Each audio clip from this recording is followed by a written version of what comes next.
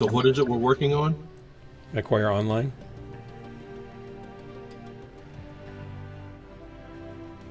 Okay, recording. Oh, are you recording too there, Corsair? No. I'm trying to. Oh, I gotta set this to default noise. You defaulted? Okay. That might get it. Recording. Properties. Anyway, it was nice to get the project done. I wish that I knew I was going to get paid more than the amount of money I'm getting. Yeah, for sure. But it's a nonprofit. It's his last year.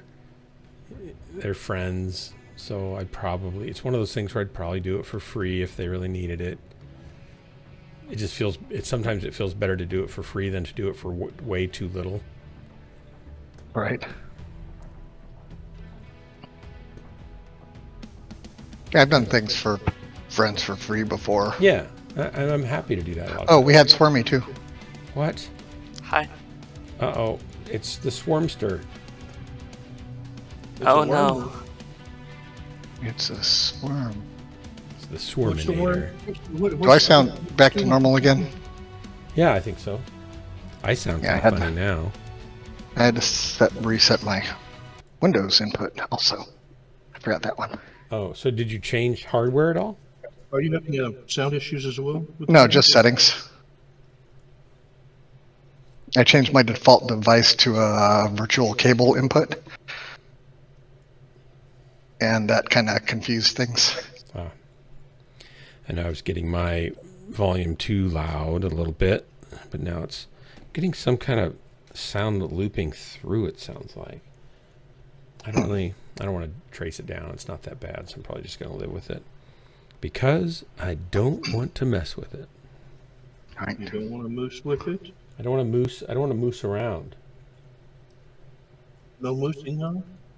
Nope. Gunfighter, you're really soft. Huh? You're really quiet on your mic. I am? Yeah? You Huh. are. I'll go on it.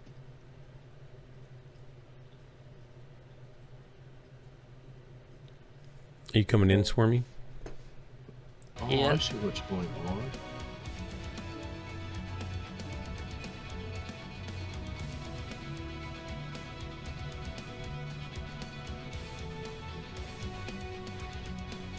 Okay. Apparently it's not coming over the headset now for some reason, and I've barely got any sound. Okay. I'm tired, stinging. Hi. Swarmy, do a Tired? comm Yeah. check. Com check. I'm going to turn you up a little bit. Or I've got you up 104%. You need to turn your mic up a little bit. I need to turn my mic up. How do Yeah, I- or just be closer. Is this better? That's too much. How about this? That's better. Now you're 100% Okay. and you sound about right. All right, I'll just leave the mic at this. Okay. So you can hear me now? That's better. I've got a headset mic, so I just gotta move it a little closer. Okay. Close enough for jazz. And government work. Government work? Government work. What'd the government do? They didn't work. Uh-huh. I gotta find a lighter mech. I don't know if I can go any wider. Uh-oh. Someone's Maybe gonna the have to spider. go down a little bit. Now we're 5 over. No, it's That still not went the wrong enough. way. Maybe this one. Nope, not that one. I don't think you got one light enough to do it. I gotta have one. You have to have one that's 5 tons. Uh-oh, now there's 65 tons free. Oh, in that case, I'll go That's because to that one. Corsair's dipping down. Oh, of course, they're dropped from an assault mech. Okay. Yeah. You want to be in something that light, Corsair? He is the white pilot of the inner sphere. You're leaving tons on the table. Here we go.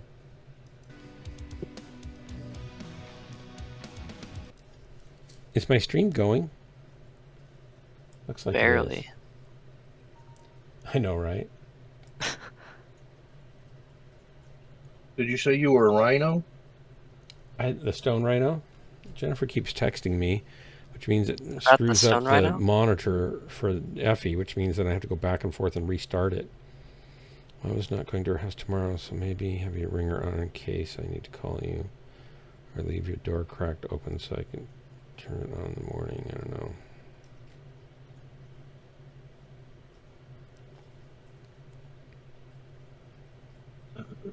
Yeah, I got hold of my honey connection today.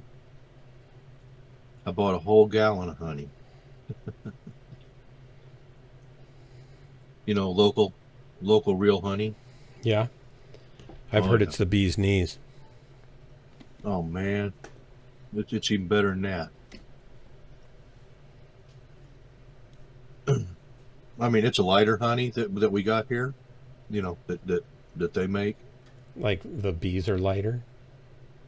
No, the honey itself is lighter than some of the other honeys. Does it float on top of water? It's more of more apples and peaches. Oh. Can you taste apples and peaches in the honey? You know, like some cheeses or goat's milk and stuff, whatever they eat, you can kind of taste. It's different. Yeah. It's kind of like that, but not quite. But yeah, it's like that. If you get used to them and develop your palate for them, you can taste the flavors of fruits and different types of flowers, clover. Yeah, that's cool. Tupelo honey has a lot of orange blossom to it. Yeah, it's like Kerrygold butter. You can kind of taste the green and then pasture. There's buckwheat honey. Yep. It's like there's what's called different. Buckwheat honey, right? Oh, it's kind of fiery tasting. I like buckwheat honey. Huh.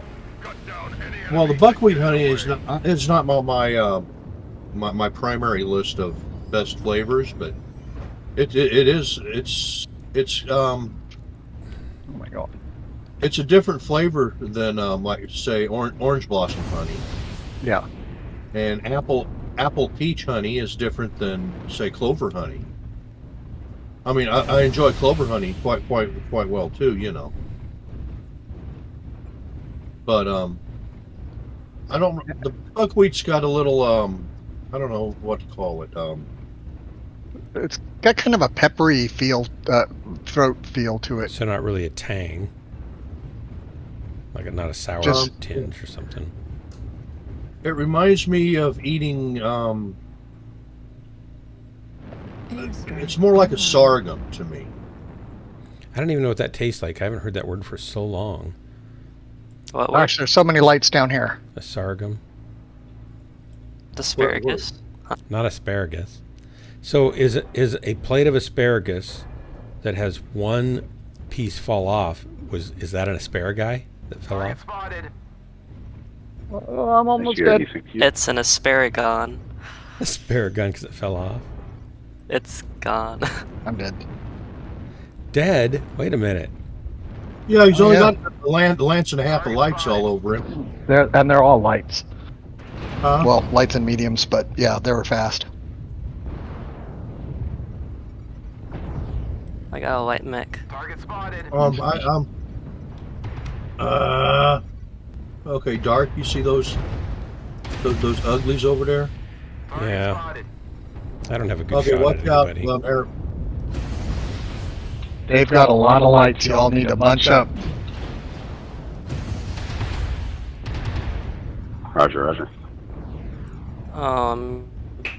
Hey, Dark, let's go around the top side. Let's go top side. To the G5.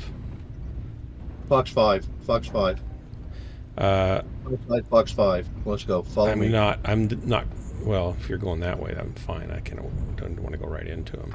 There's several big. I can't go as fast as you, so if you want me to crest with you, you better slow down. And there's several mechs coming this way. I'm trying to save our teammate, you know. Yeah, I get you, but just so you know, we got a swarmster up here it's going to getting take me a swarmed. while to get there. Oh, jeez. I got a I Crusader have right on top. And there's mechs here, right? 1,500. You want to kill this Crusader? I'm trying to draw him to you. I'm trying. Come Okay. back down. Maybe he'll come around. We can double team on him. Yep, like that. Acquired. Uh-huh. My 1,500 ping killed me. I'm down. Sorry, I'm working on him. Now they're shooting my back. Now I'm shut down. Now I'm going to be down because my back's to him. That's okay. You got some assistance coming in. You'll be okay. You just lost an arm. ERPPC destroyed. And my ERPPC, my PRPPC, Hey, Dar. RPPCP. You know, we're the only ones that killed anything so far, Dar. Did I get a kill? I think you killed him. I think you got the kill. I'm not sure who got it, but I think you did. I'm not going to stay alive with these lights on me. That's what happens when you get up all by yourself out there.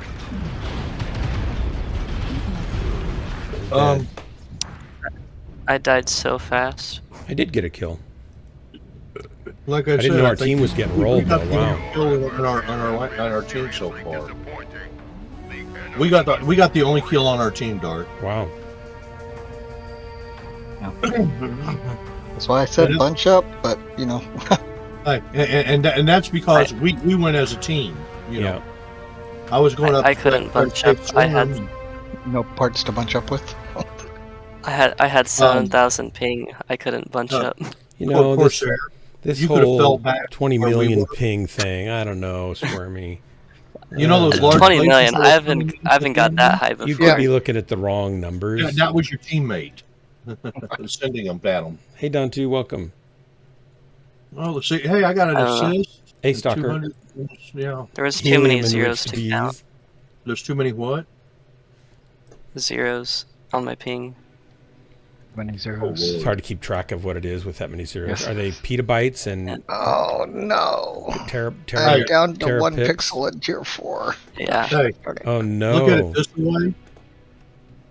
Look at it this way. All those zeros. Our Lance was the only Lance that got a kill on our team. It wasn't me. No, it was Dark and I. That's good. I wish we'd. If you, I don't know. I think you And should it have was waited both for him to dark. come down. But there was a guy up there you were trying to save. You said. Yeah, Swarmy. Oh, we don't care. There was nothing Stormy I was could gonna- do. he I was gonna just die. like, You should've Yeah, just I was- left Swarmy him. overextended. Swarmy was- had overextended. no, I was rubber banding, and every time I shot, none of my shots would hit. It's like, oh, it's too much lag, You know, and I died. another name for rubber banding is overextending. When you stretch the rubber band too far. I can't see how far I'm going because I'll like teleport all over the place. I know. At least I don't have to pay It's for rubber. Swarmy's repairs this time. That's right. It's coming out of my paycheck. Yep. It's your own consequences. Here we go. Here's the launch. I have to try to fix my chair back. At least I have 200 million C-bills. It's a lot. Nice. That's I only a never- couple of repairs, you know. I never buy anything in this game. You don't Yeah. even buy some hemorrhoid mechs? What, mechs? You'd feel better if you bought Hemorrhoid things mech. in the game. Tanks? You don't buy tanks either? No. You don't even buy bang bangs? Are you gonna buy I'm gonna buy a new a stone pair of rhino? shoes. You gonna buy a stone rhino? I want to, but It's only $70 for all of them. $70. For all of them. Do you have a job right now? No. But you granulated so you could go get a job and take over the world. I'm about to granulate, and that's my plan. So, I am Did gonna you say go you were the are you world. gonna go to Granulating? UVO? When are you gonna go to school? Possibly Lane, Why not just go to UVO? cause money. So, do Also, you know I what, don't. I do don't you know really what the want Pathways Oregon is? I think so. Do you guys don't make a lot of money, your family, right? No, not really. Yeah, so each of my kids got a scholarship to U of O because they had good grades. They had close to, if not 4-point grades. And they were involved in their community, and we didn't make a lot of money. And they qualified not only for Pell Grants, but also Pathways Oregon. And if you do that, you can go directly to U of O, and they will pay for all of it. So you should check into That's that good. tomorrow. I just don't know why I would want to study at U of O. Doesn't matter. The average student, college student, changes their major 7 times before they graduate. So just pick something you're kind of interested in, That's one too many. and pick something you're interested in. The first 2 years are lots of general courses anyway, and then you'll find your way. You'll figure out what you want to do, but you won't. And you could go to Lane and save money, but if Pathways will pay for it, then you can just go all the way through. It's a lot easier than trying to make sure Lane gets all the courses right, because sometimes they screw up their transfer degree, like they did to my eldest, and it took them an extra 2 terms to make up the credits that were supposed to be taken care of at Lane, but weren't. Dang. Yeah, my oldest niece started. She was going to be going to nursing, right? And Yeah. she decided it wasn't for her, so she switched to teaching. Sensors online. Go into robotics. Weapons online. You can All repair young robots, because nobody's going to have jobs except for people repairing robots. And a young niece, she just wanted medical the whole time, you know. And she went surgical program. Nurse. And it took her a couple of extra years for it, you know, and a year and a half on internship. But you know, now she graduated this month, and she's got a job already where she was interning. If you get an engineering degree from OSU and you score well, you could start a job at $80,000 to $180,000 a year. Right out, they'll come get you. They'll come recruit you, because OSU has an excellent engineering school. If you like engineering, if you're good at math. Airstrike online. Target spotted.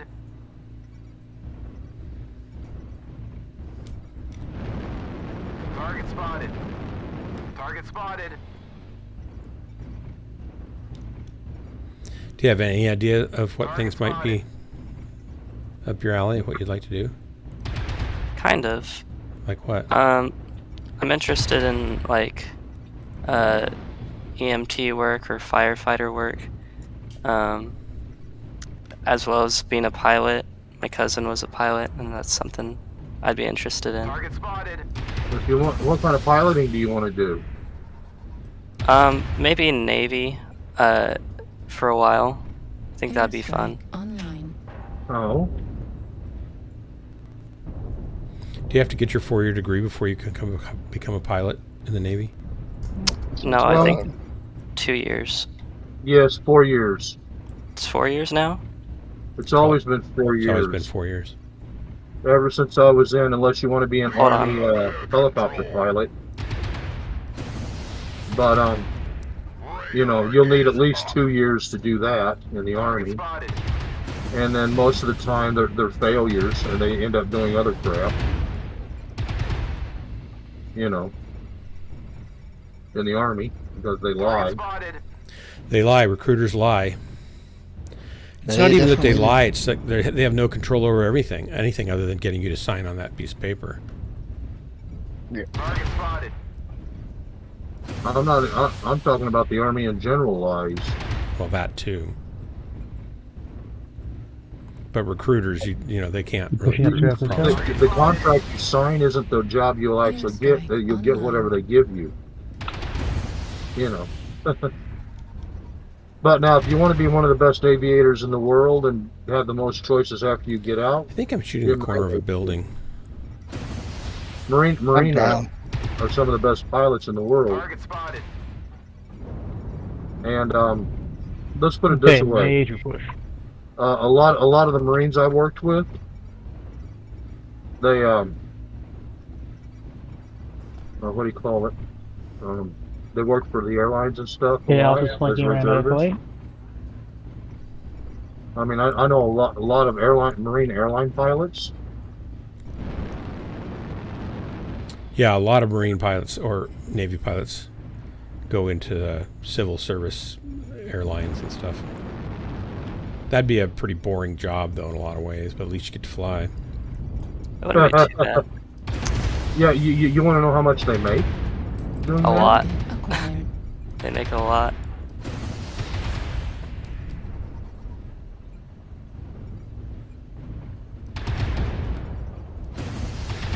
No power to air control. Hey, Dark, let's put it this way.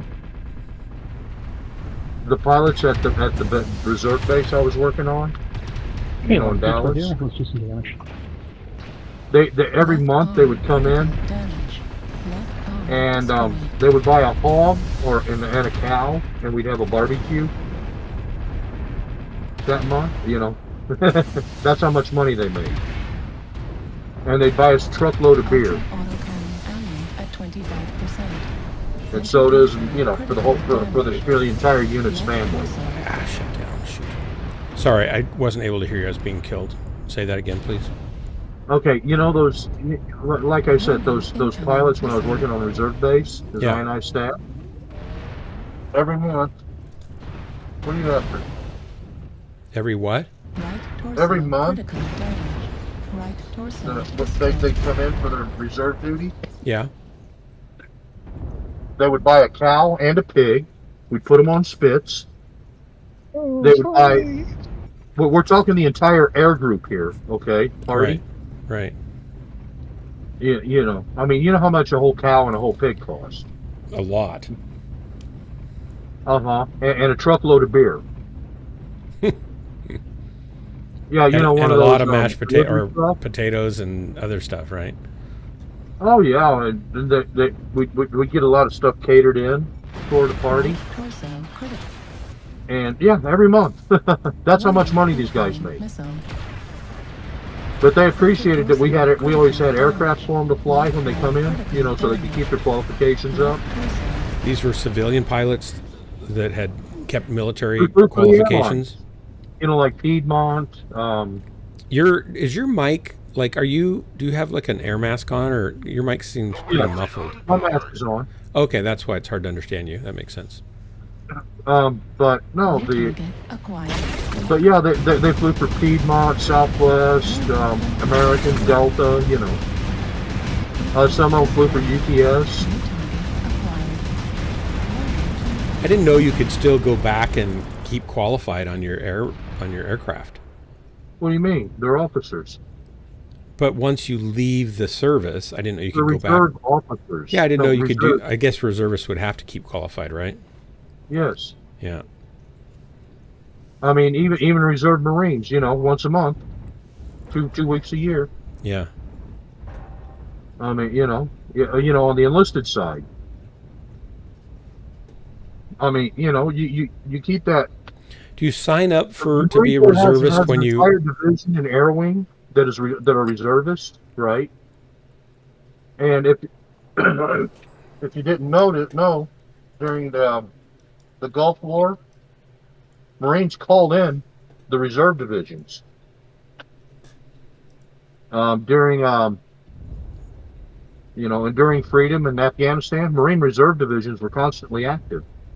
So when you are done with your 4-year tour, do you sign up to be a reservist, or are you automatically a reservist whether you want to be or not? That depends. I spent 2 years on during my first enlistment. Then when I was working for McDonnell Douglas, I spent two years of my first enlistment in the reserve units, INI staff, Attacking the irregular reserves. But since I was working for McDonnell Douglas, that was my reserve duty. But that doesn't answer my question. Do you automatically have to be a reservist, or when you're done, and you have to sign up if you want to be a reservist? base. Okay. It's not a 4-year contract. It's an 8-year contract.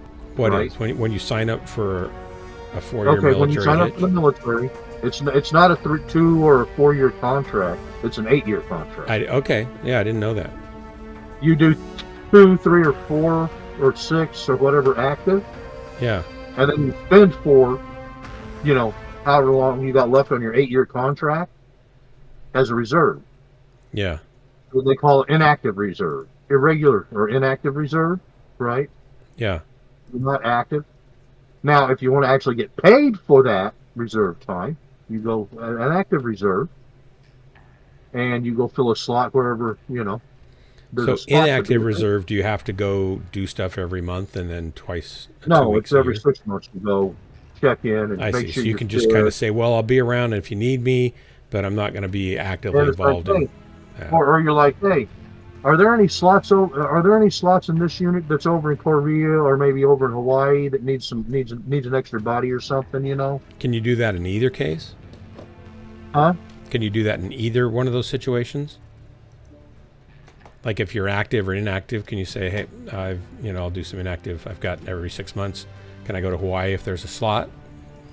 Or do they let people who are an active reservist get those typically? A lot of units, they got somebody going on leave or they got an injury or something, right? Yeah, so there's lots of slots. And they need open. a temporary person to fill that slot. And, if you want to go get some extra pay and, and you meet the qualifications and, yeah. I mean, it's not like you can do it if you're just a nobody, if you're just your standard idiot, Right. Swarmy Stalker says that, and I don't know if it's still true today. Yeah, I don't know. Stalker said if you could be employed in putting down the robot uprising if you're, looking for future work also. The robot uprising. Yeah. Swarmy? Hmm? How physically fit are you? I'm alright. So you can do a triathlon, no problem?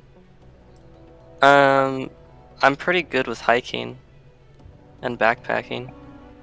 How many miles can you run without falling on the ground?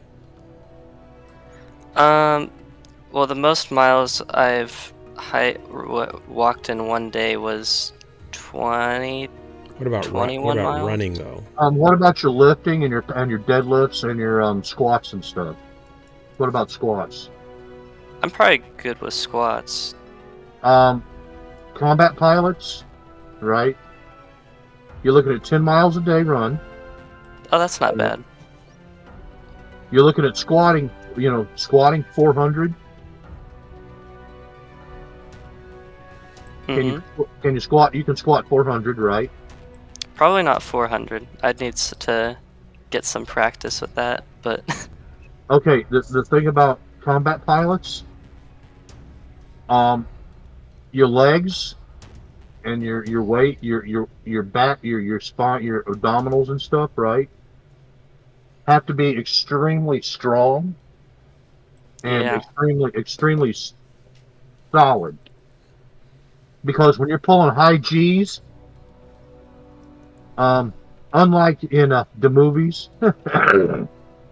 you're squeezing your butt cheeks, and you're squeezing everything on your lower side to keep and the your blood. diaphragm. You're squeezing everything below your brain to keep the blood pushed up into your brain. You understand what I'm saying? yeah. What do they call that? The Pilates thing, where the girls pick things up with their hoo-ha? Huh? I don't think we don't know, and we don't care for our streams. Thank you. I don't know about that. I'm saying, what are those exercises called? Kegel. Those are the kind of exercises that you need to do. Yeah, for your internal your lower abdomen muscles. Yeah. Yeah, you got to be very strong if you're a combat pilot. I mean, I know a lot of the pilots to pull. One of my COs. I know that he's pulled over 10G. He's done 10G plus maneuvers, and now mind you, he was a Vietnam ace. But holy crap! It's a lot of G's. That's a lot of G's. That's Oh, a lot Yeah, of yeah. G's.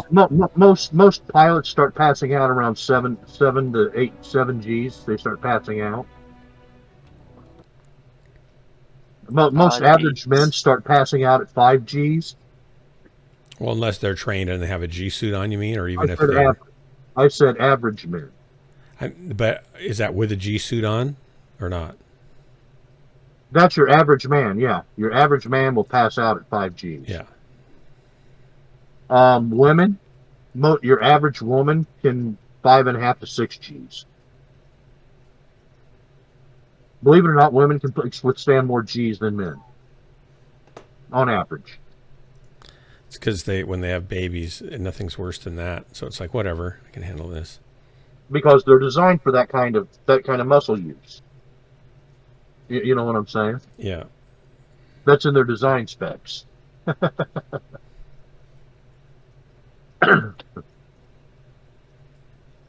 Now, attitude, etc., is different between men and women pilots, and there's another reason why you don't see so many women fighter pilots and stuff. You know, because you have to have a certain mindset Yeah. to squeeze that trigger. Reactor online. And know you're going to end not just one person, but maybe a dozen people in a shot. Yeah, and know when you're taking a chance that's a bad chance or taking a chance that you can probably pull off is probably a little different. Guys tend to overestimate their abilities a lot of times. And having emotional Sometimes that pays meltdowns, off. having emotional meltdowns inside a fighter, a high performance machine like that, with 20,000 pounds of ordnance on board. I don't expect many women would have an emotional meltdown in that kind of situation. We've gotten the same map 3 times in a row. Yep. It's horrible. It's so cold.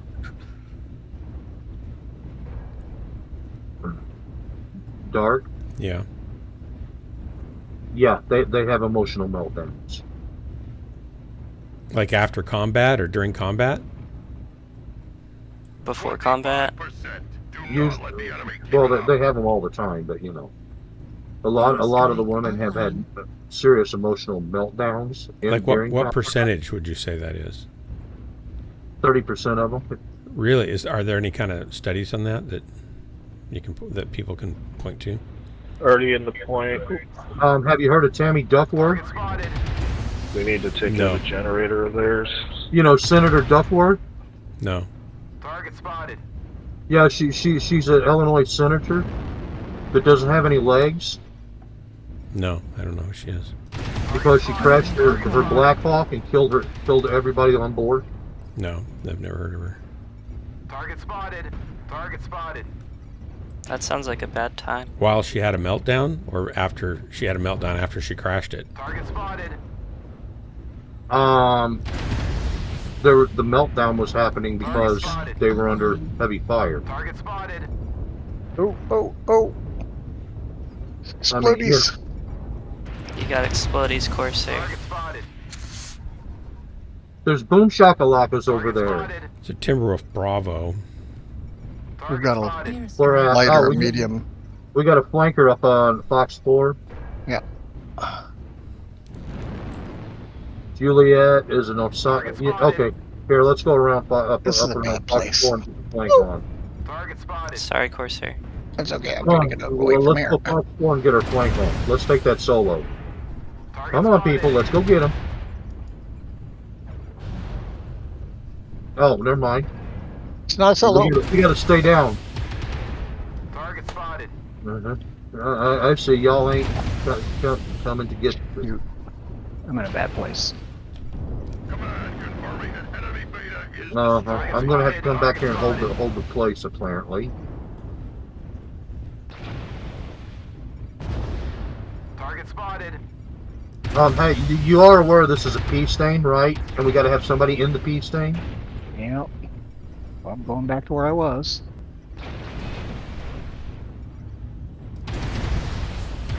Or trying to. Well, yeah. Critical damage. Target spotted. Critical. Need help here? Yeah, there's lots of uglies up here. Destroyed.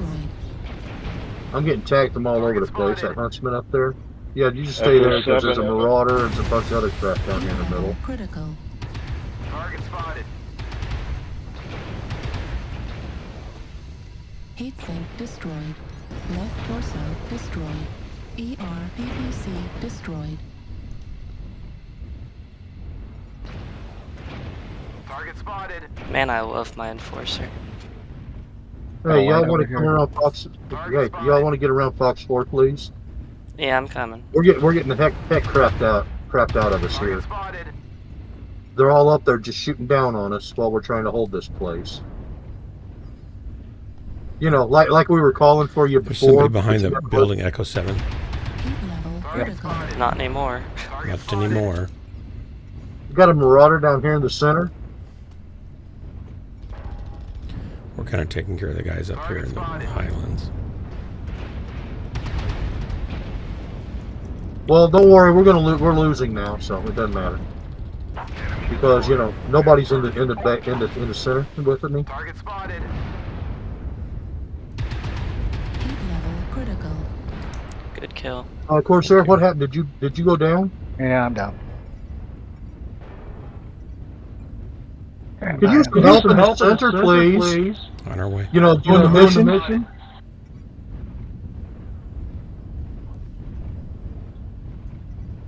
Help is on the way. Slowly, but I'm coming, slowly. Beanie Boy.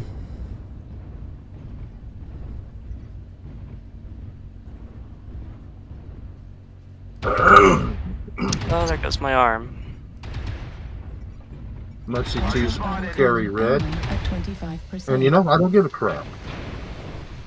Center torso. Uh-oh. They killed me. Their long-range sniper ruse.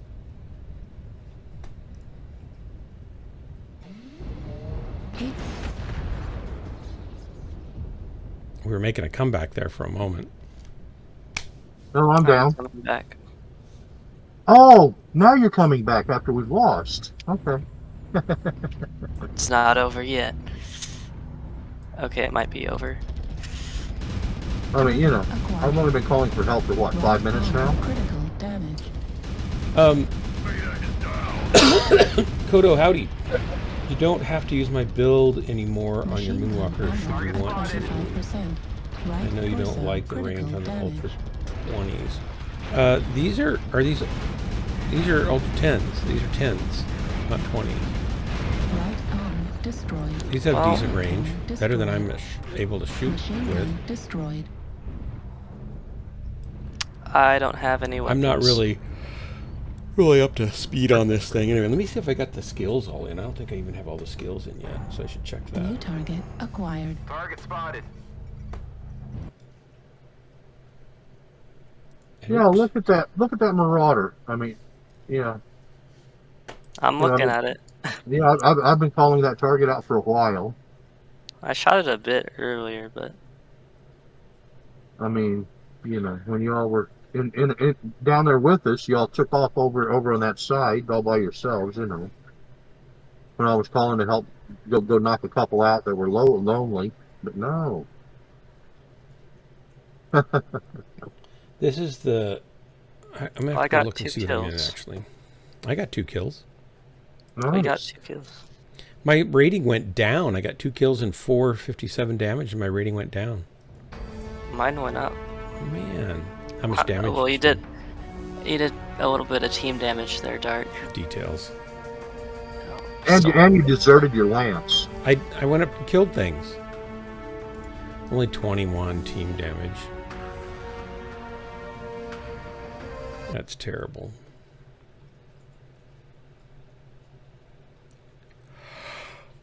Oh. Seriously, Swimmy, check out the Pathways Oregon grants. Your parents will be thrilled. It'll save you, if you get them, it'll save you $60,000. Now, do you want to fly the meanest machines in the world? What machines are you thinking you want to fly anyway, Swarm? Sorry, what was that? What kind of machines do you want to fly? Oh, this Well- is the AC-20 and then some AC-10s. So My cousin I see flew what you're the saying- what you're saying, F-18, Kodo. and I thought that was pretty So, cool. hey, Maurice. Well, I built the F-18s. You You did? don't need anyone in the Yeah. circle, just be shooting ones. That's difficult. cool. Yeah. I was So- I was on the prototype Foxtrot I don't know team. if there's a better build in this. If I got closer, it does more damage, I realize. We had to reinforce the vert stabs on them I should just because poke when it they with went it, from but I the should get it Charlies to closer. the Foxtrots. The Foxtrot's a much bigger machine than the Charlies and Alphas. Let me So look at the we had skills to, here. the larger vert stabs didn't have enough oomph holding them into the aircraft, so There's they kept this- carrying them off. So we had to reinforce all that. McFish also has 3 Ultra AC-10s and 2 ERPPCs that runs a little cooler. Your standard college engineer, fresh out of college with no experience, and that doesn't know the difference between how to put a bolt in or out. I don't even Your know where that standard one is. your standard engineers, they think they know it looks good on the computer, right? But they don't have to install it or put it in themselves, and they've Yeah. never actually worked with the materials, Yeah. so they don't actually know their tailpipe from a hole in Like the when ground. you have to take half the engine apart in order to get to a part that should be just an easy reach and a spanner. Well, comparing a car and the aircraft are two different machines. I mean, the cars and the companies, they build in, what do they call it? Engineered obsolescence, and they want to make it so that your normal Joe can't fix it. Okay, you understand what I'm saying? Yeah. Car manufacturers and stuff like that do it so they can keep the monopolies, and they do it on purpose. And then they sell $500 However, tools military to remove something. aircraft are built to differently, for ease of maintenance and stuff like that.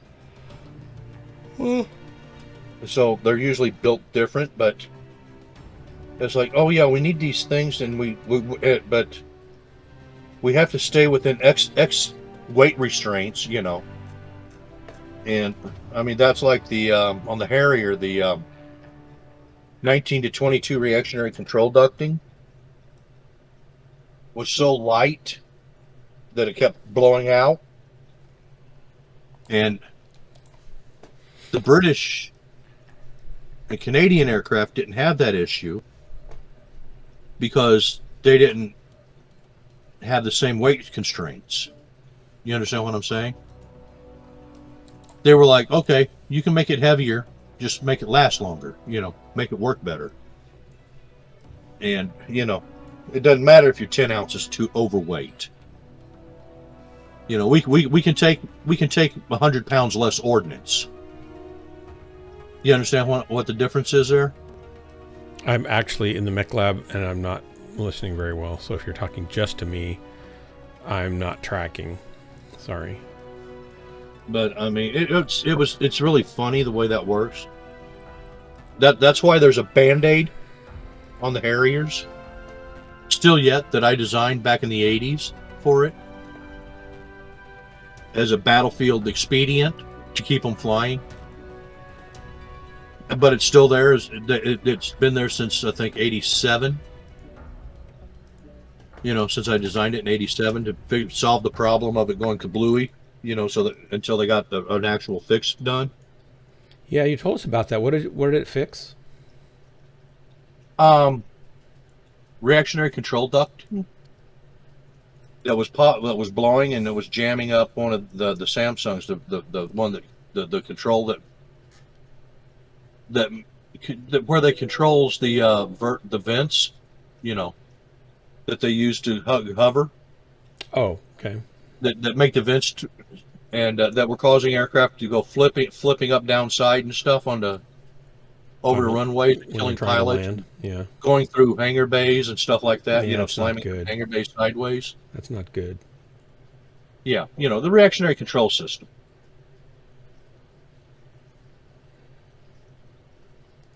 yeah, that was bad. So I Um, designed a Band-Aid, which is basically a titanium cuff. You make a titanium sleeve to put over the duct. yeah. Yeah. And the last time I talked to Was the some duct area, just kind of failing, like breaking? So you just needed to reinforce it? yes,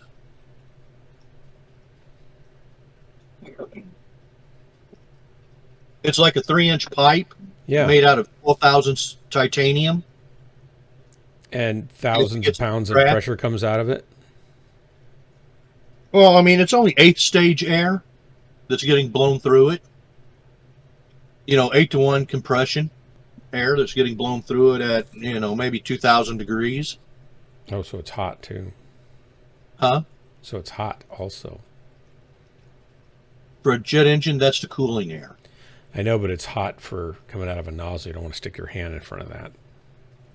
That'd be bad. Well, Unless you're well, baking, air frying potatoes, I suppose. But anyway, what was happening? It was just blowing out, and the shrapnel and the blowouts, right, were jamming the controls.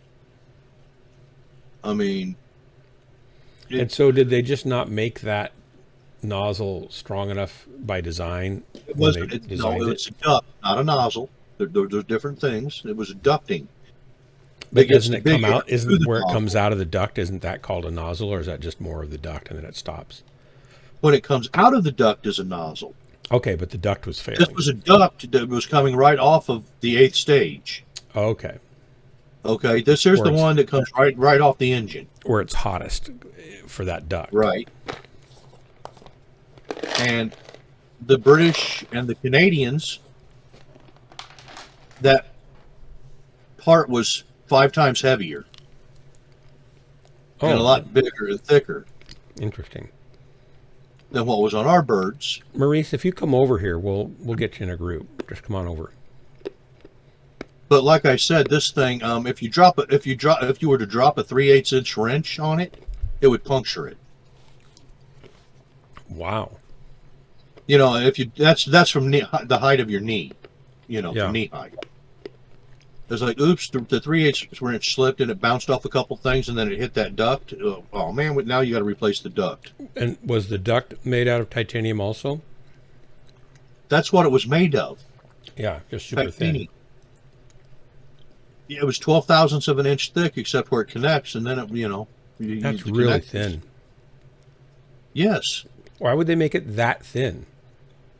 I mean, I know weight's important, sure, but that's really thin for something that's putting that much heat and flow through. How thick is a human hair? I'm not sure. Thicker than that, Exactly. I'll bet.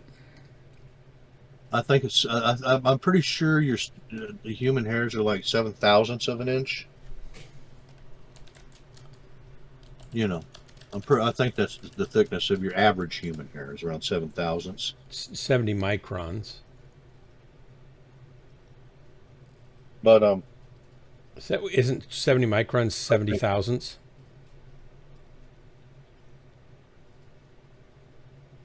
Is a micron a thousandth? I'm not thinking about it right now. But the thing is, 50 to... it's 1 pound for the part versus 6 pounds. I'm looking for a brawl. Because it's a You pretty, understand what I'm- it's pretty large, long duct. No, it's not that long. So why is it It's the duct's only about the length of your forearm. And it's 6 inches or 5? How big around is it? 3? What'd you say? It's 3 inches diameter. Doesn't seem like a pound. Doesn't seem like it'd be 7 pounds if it was twice as thick. Even if it was titanium, titanium's really light. No, what I said is ours were not even a pound. I know, but it seems like if they made it twice as thick, it would only be 2 pounds instead of 6, and it wouldn't fail. And oh wow, I like the change they've done here. Both scenes on top of one of those pillars. Huh? Maurice, we'll get you when we come back out of this match. I like the roofs they put on the pillars. I don't know why they put them there, but you know. Those are seating boxes for paying customers to watch the games. Oh, okay.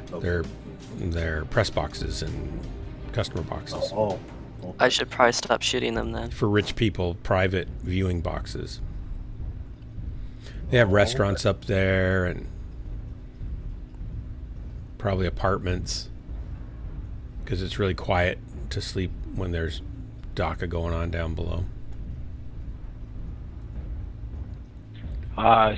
Seismic Echo 4. He's just over the rise here. Target spotted. Black Lantern doing a suicide run. How you doing on that Black Lantern? Okay, good. Yeah, he just killed himself. I got an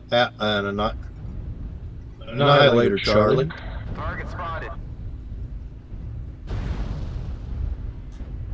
Jackass just shot me. Who just shot you? Some jackass. Johnny Donkey? Sure. Somebody on our team just shot me up. Oh, that might have been me, right? Target spotted. Target acquired. Annihilator's about to lose left and right torso. He's probably got a heavy edge in. Poor Annihilator. Delta, target Delta Stalker.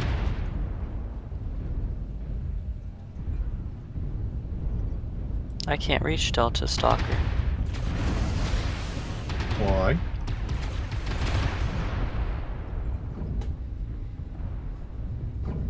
Target destroyed. Kill.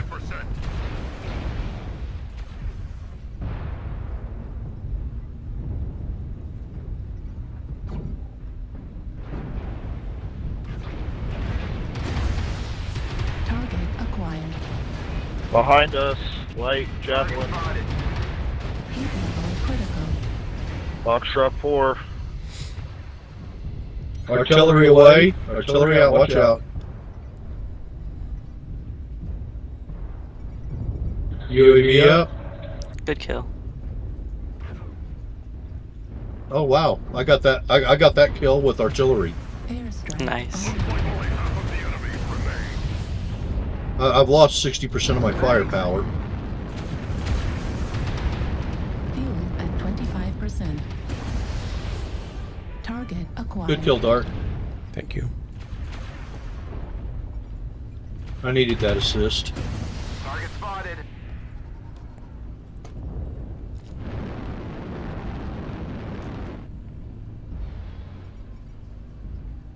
Target spotted. Juliet Raven. Delta 3.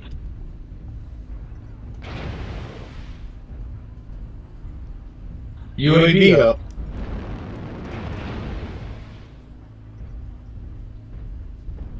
You see him, Corsair? Nope. I don't know where he went. You hostiles are remaining. Crush the cowards. Target spotted. Hey, what's this little dude? Is that guy still up here, guys? Juliet Raven, Delta 4. Juliet Raven, Delta 4. Raven moved to Charlie 3. Delta 3.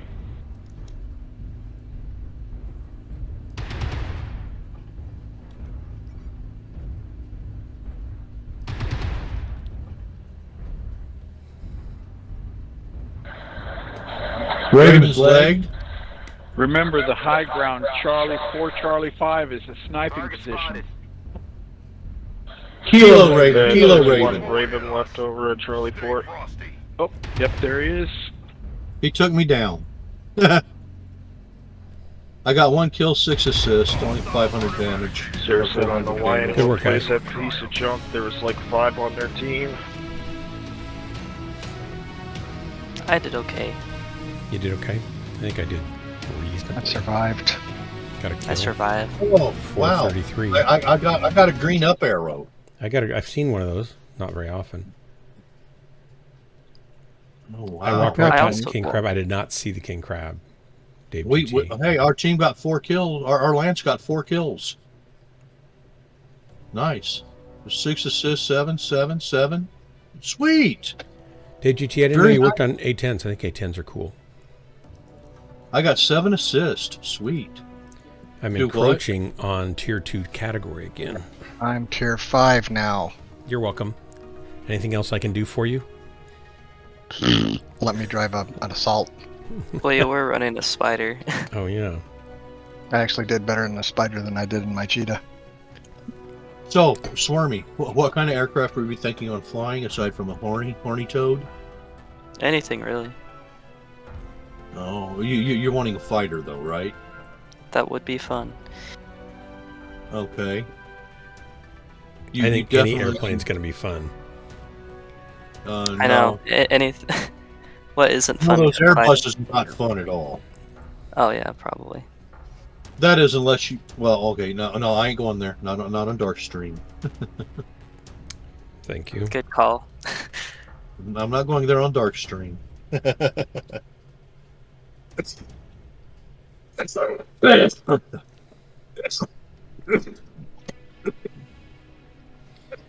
Stalker, right. Okay, yeah, Maurice, thank you. So I need to jump out and get Maurice. I'm going to leave group. But, make group. oh, look at that. Corsair, you're the boss now. Invite sent. Green. Anybody else would like to come join us? I've got another good half hour, 45 minutes before I quit. What's stuck underneath there?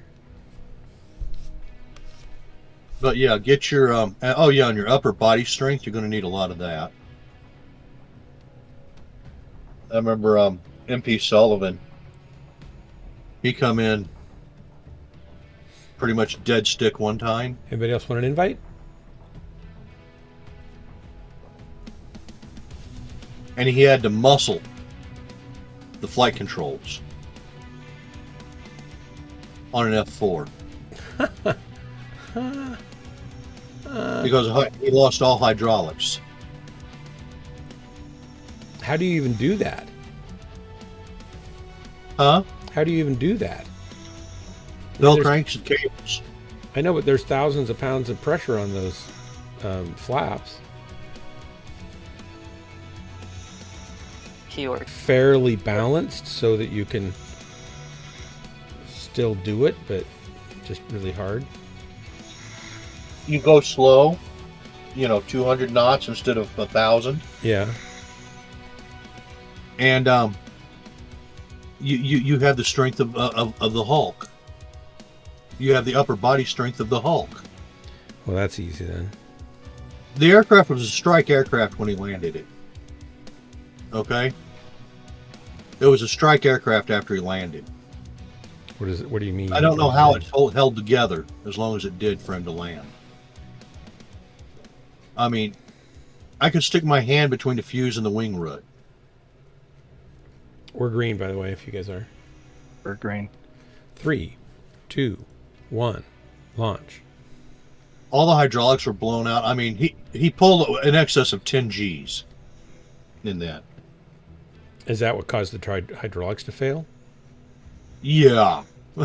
Everything just got pulled apart. What are And they? What are they rated to pull? 7 or 8? I Phantoms? think that after that they were limited to 8.5 Gs after that. But you got to remember, at the time, those aircraft were what? 40 years old? 25 years old with buku amounts of flight hours. Yeah. I mean, they were looking at 10 to 12,000 flight hours. So a lot of part fatigue on things, probably. Let's put it this way: the Harriers started rated at 8,000 flight hours. B-52s, I think, were at 8,000 flight hours. Then you're supposed to retire them. Yeah. Yeah, that's crazy. But they got recertified. You start well, they were built so well. that they could recertify, and then sometimes you doing a lot of part swapping and stuff. So, and then a lot of the stuff it was. You've seen the pictures of the big aircraft graveyards. Yeah. A lot of times, what you do, some of those aircraft in the graveyards have parts on them that are still good, so you go yank parts off them to put on your active units. And those in the graveyard, they get refit a lot of times too. They get refurbished and stuff. How many of them do you think? How many what? What percentage of the ones sitting there get refurbished, do you think? Just a small percentage?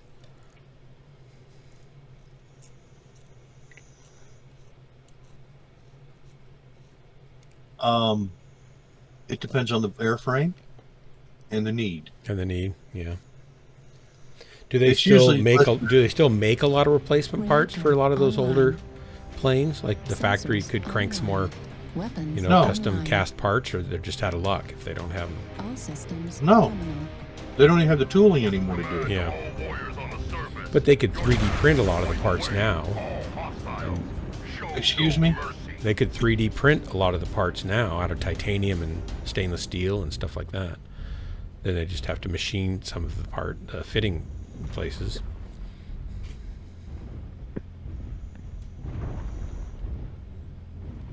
Okay. Don't you think?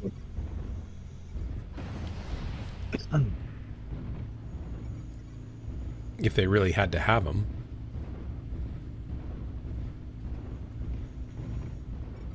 Target spotted. Because they're laser sintering turboprop, not turboprop, but turbofans out of titanium at really high resolution, so they can make pretty much any shape they need. That's not 3D Moving printing. into the Marauder. 3D laser sinter printing? Sure it is. You sure they're not cutting them out with a laser? No, they put a thin layer of dust, then they melt it with a laser, then they put a thin layer of dust, and they melt it with a laser. Okay. Repeat, No, I'm not rinse up and on that. repeat. Yeah, it's I'm pretty not, cool. Smoke out. I'm not, it's Pretty not up cool. on that tech, so I can't say. I want a 3D laser And, sinter printer. And let's put it this way. I'm kind of old. I know how to feel, the smell, the taste, and all that of materials. Target Yeah. spotted. And There's nothing like the smell of laser sintered titanium in the morning. well, what I'm That's what saying I'm is, talking about. what looks good on paper. No, people are making these for new turbine engines. They're using 3D laser sinter printed turbine blades and whole turbine Airstrike assemblies. It's online. pretty amazing. Blade assemblies, not the whole turbine, of course. Not the missiles. And I'm kind of like, really? Yeah, really. Check it out. It's pretty cool. And I want to know how these things stand Target spotted. in under battle conditions. Airstrike You know what I'm saying? online. Uh-huh. Target acquired. Target spotted.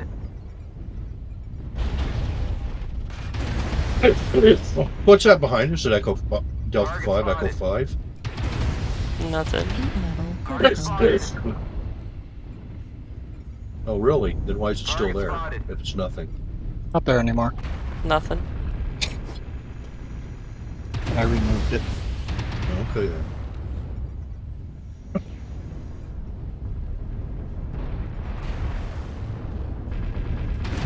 Target spotted. I'm not a big fan of that missile boat. Heat level critical. What boat of missiles? Over in Target spotted. F5 maybe. What's shooting my back? It was Which way is your back facing? Enemy has started to chip away. The- Target spotted. you guys, Oops. my friends, my teammates. I'm really sorry about Oh, that. is it dark? It It might have starts been shooting me. at the I back. don't know. Where are you, Maurice? Are you still alive? Yes. Looks like only half of the enemies Fuel remain. at trying to get up the little hill here so I can go kill something. Airstrike I was going online. to help one of our landsmate, but he killed him. Ow, ow, lots of explosions going on up here. Oh, he's right here. I just shot my own mech, sorry. Sorry, Got a Irby, I didn't mean couple to over there. rip them off. Fox 7, Echo 7, Fox 7, high side. Target spotted. Target spotted. Need assistance. Echo Bushwhacker, Echo Bushwhacker. You want to charge for it? Target spotted. They got they got 2 lances over there at Echo 7, Fox 7 into the gully. Where'd that guy go that just shot me? Target spotted. Chad, there's a arty strike on the corner of that mountain. Watch out. Chad, ghost. Good kill, good kill. Target Kilo Catapult, Kilo Catapult. Target spotted. Airstrike online. Target spotted. Alpha Bushwhacker. Target acquired. Going for the Night Gear Hotel. Target spotted. 2 hostiles are remaining. Crush the cowards. Target You destroyed. mean the Mad Cat 2? Nope, but I can go for him too. You said hotel. I said, Target Really? spotted. Airstrike. Yeah, hotel's a oh, Mad then Cat I, 2. then I was just wrong. Hostiles are eradicated. Bask in the glory of your triumph. I thought he said, I thought it was a hotel. I missed it. Alpha Bushwhacker, Alpha Bushwhacker.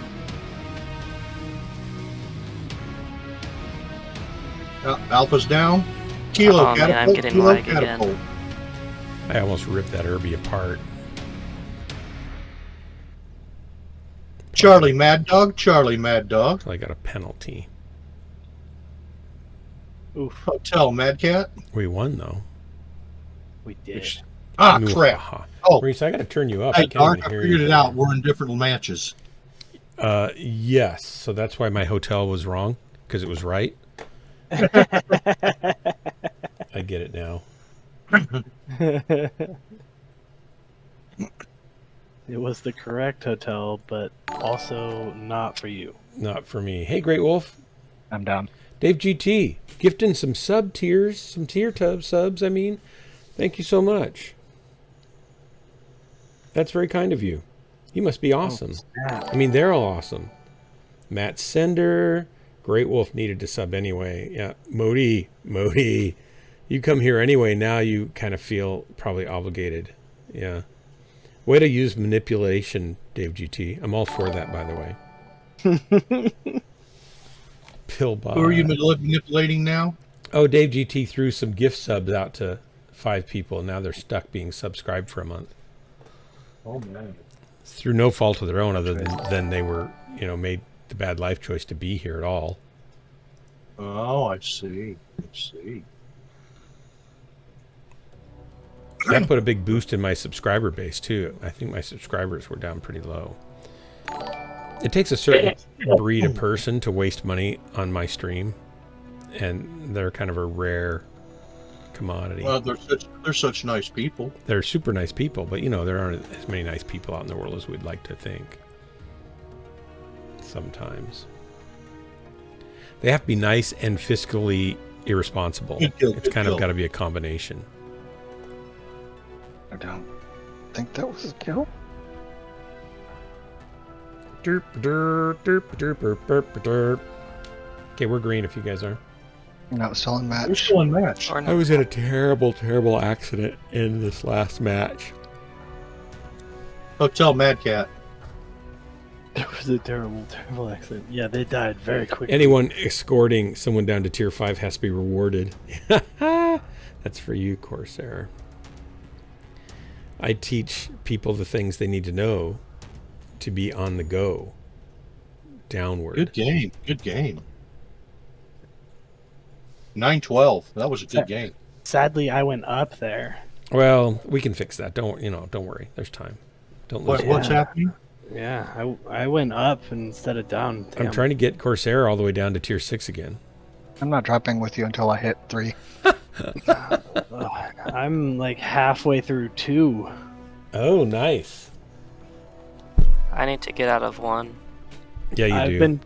I've been playing with lighter and lighter and lighter mechs, trying to go down. But trying to get worse. I love this Panther, so I'm having a hard time going down with it. What's the tonnage of a Panther? 35 or 45? 30. 35. That's pretty low. 35 tons for a pan. Yeah, she's the biggest of the lights. Yep, 35. She's a big girl. Triple light PPC. Waiting on Gunfighter. Oh, I'm working on it. Okay. With take your time, Just letting you Gunfighter. know. It's not like we got jets as anything, well. better to do. Well, that's true. That's true. There is nothing better to do than wait for me. I mean, that's the best thing to do in the world is wait for me. Yeah, I can Right. think of things. I've been trying I to can put think of different things. mechs at the light. Well, not that we can say on Dark's channel. And Panther's the only one so far that I've really vibed with. Like, I understand how to play it versus the others. I'm usually an assault guy. Well, a Panther's almost an assault light. You know. Not even close. But What are you talking about? They're going tough. down, They've got lots of armor. they are tough. Lots of They are tough firepower. for light. You're right. I mean, I've seen Panthers go into punching matches with assaults. We're great. They are tough for a light. That's for sure. And that is a big piece of why I like it. 3, 2, 1, launch. And they got those big pee-pee on them. You know, they got that big pee-pee energy. You know, they punch holes and then they close with their little spew, their little spitter. You know, they spit those little SRMs out at close range to get the criticals to crit seek. I don't got any. After they SRMs. use their pee-pee to knock off armor. I mean, you know. I only have PPs. Oh, so you collect PPs then? You got the big PPs on there? 2, 3, what? 3 lights. 3 light PPs. Oh, okay. Yeah, it's like my spider.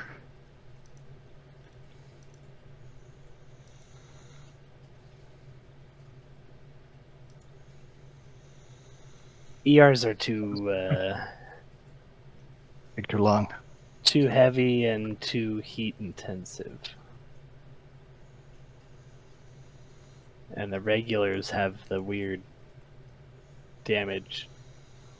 What do you Doesn't mean count weird within damage? it doesn't count within 90 meters or so. Oh, I see. Lights and ERs and snubs have no problem, but regular PPCs, there's like an arming distance. Like Well, snubs even do splash damage. snubs are great, but they're super short, and that's not what this thing's supposed to be. It's supposed to be mid-range poke.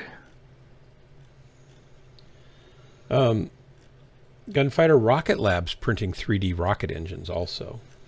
Ooh. And part of, I'm not sure how much of, but part of the Raptor engines are 3D printed.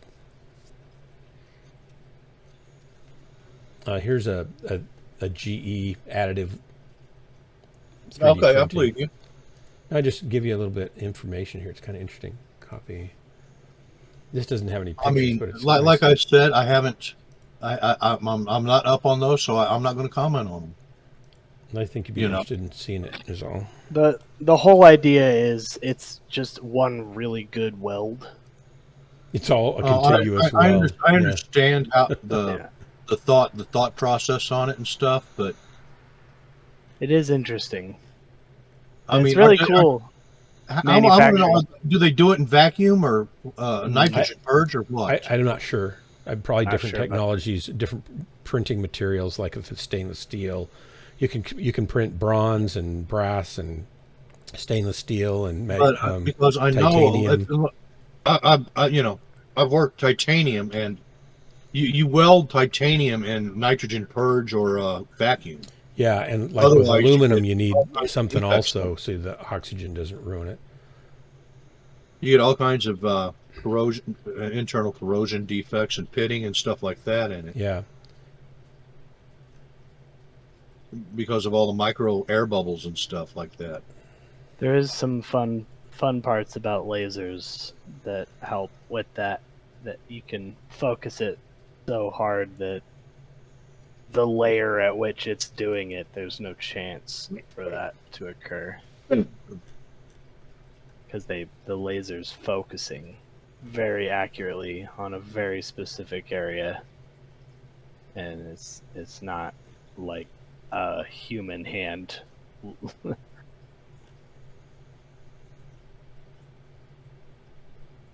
Their 3D printing processes have gotten crazy. Like I said, I'm not up on that stuff, so I'm not commenting on it. I mean, Fair. I haven't worked with it myself, so I can't say. Yeah. What's is nickel? Is Ni nickel something Yes. alloy? Is that nickel? Nickel is Ni. That's Yeah. the So element. nickel alloy based turbine blades by Siemens. It's 3D printed. It runs airflow through the center of it to cool it. Ooh, Vitric. Okay, that You don't sounds. have to do like loss casting to make those internal airflows because you just print them all. It's pretty crazy.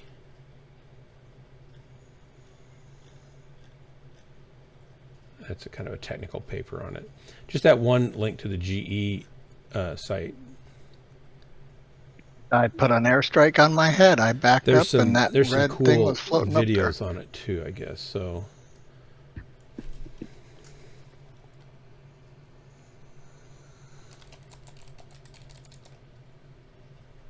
Wow, you're way back there, Corsair. Yeah, I had to back up for an airstrike. Hello, Swarmster. Hello. And somebody's shooting me from the rear. You're getting shot in the butt. Yep. And the right side. Oh, gosh Yeah, darn it. don't do that.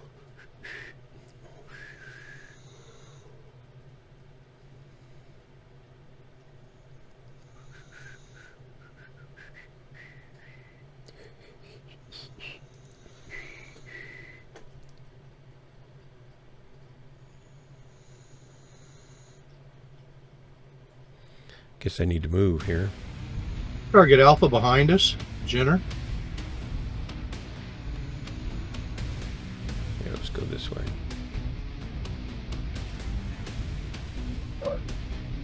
Resource point Sigma is now controlled by the enemy. There's a blood asp over in C4. There was. A what? It's still there, I think. Wish I we just would get killed him. ambient temperature You did? readouts. Yep. That'd be cool. Yeah, we've got one Now? kill now. Resource point Epsilon. Unless there were two. Oh, the cicadas, how big? There It's a 40 might be ton another light? one. Wow. Alpha Jenner. C4.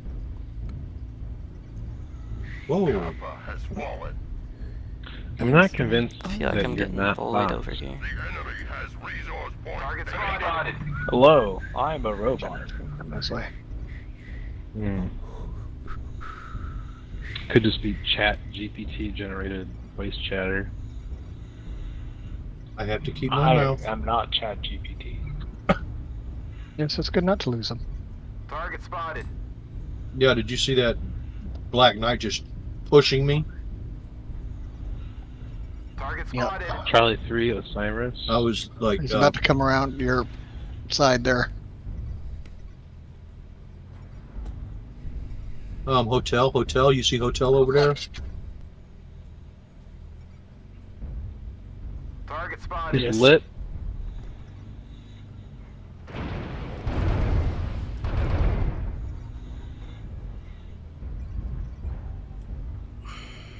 Are you still on my flank there, Corsair? Yeah, I had a Jenner behind me.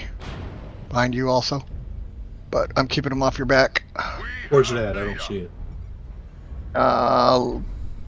Bravo or Delta Shoot, Airstrike Charlie 3. online. There he is. Where? All right, we killed Hotel. Is under control. Well, I jumped down. Quite a few of them over there, huh? Yes. Maybe you need some help? Should I come over and help? Machine guns, come on. Maybe I'm not really doing anything not here. It's not so bad that you're over there. If you could, I'm not doing much good here at all, though, so I might as well come in over there and cause trouble. Don't. Let me come over to help you move over here, but don't come like in a arc. Like go straight. You know what I mean? No. Try to go straight through. Gotta go straight. There's a bunch of them. No, okay, I'm not I shooting see very what you're well anymore tonight. doing. You're fine. I keep missing. Alpha's below us. Keep going where you're going. Target Just keep moving. acquired. I'm going to shoot this Warhammer when it comes around the corner, thinking he's going to sneak up on me. Target destroyed. Oh Oh, my there's gosh. There's someone behind us. Oh goodness, that hurt. Alpha Jenner, down. Good kill, Corsair. Thank you. My back is open. After that, I knew he was going to Alpha sneak back Jenner is around. down. I had to leave you because I'm. We got Echo, Arctic Wolf in the broken. trench. Target acquired. Okay, never mind, he's down. Incoming missile. Ultra auto. Bravo, miss Oh, I'm lanes. jumping right in here with these big assault mechs, and then I shut down. I didn't realize they were all standing here. Okay, let's go. Let's Holy go. Let's cow. go. Let's go get some. Left torso critical damage. Center torso. We're at high side, low side, what? I can't believe I'm alive. Anymore. Target spotted. Believe it, we're 6 and 3 right now. God, We're doing oh all right. crap! That guy in Delta 5, he's Right, got you big guys nasties. looking He real just took good. my torso off. Target spotted. Way ahead on caps. And up 3 kills. That's a fat kid. Target Kilo, fat kid, Delta 5. Heat level critical.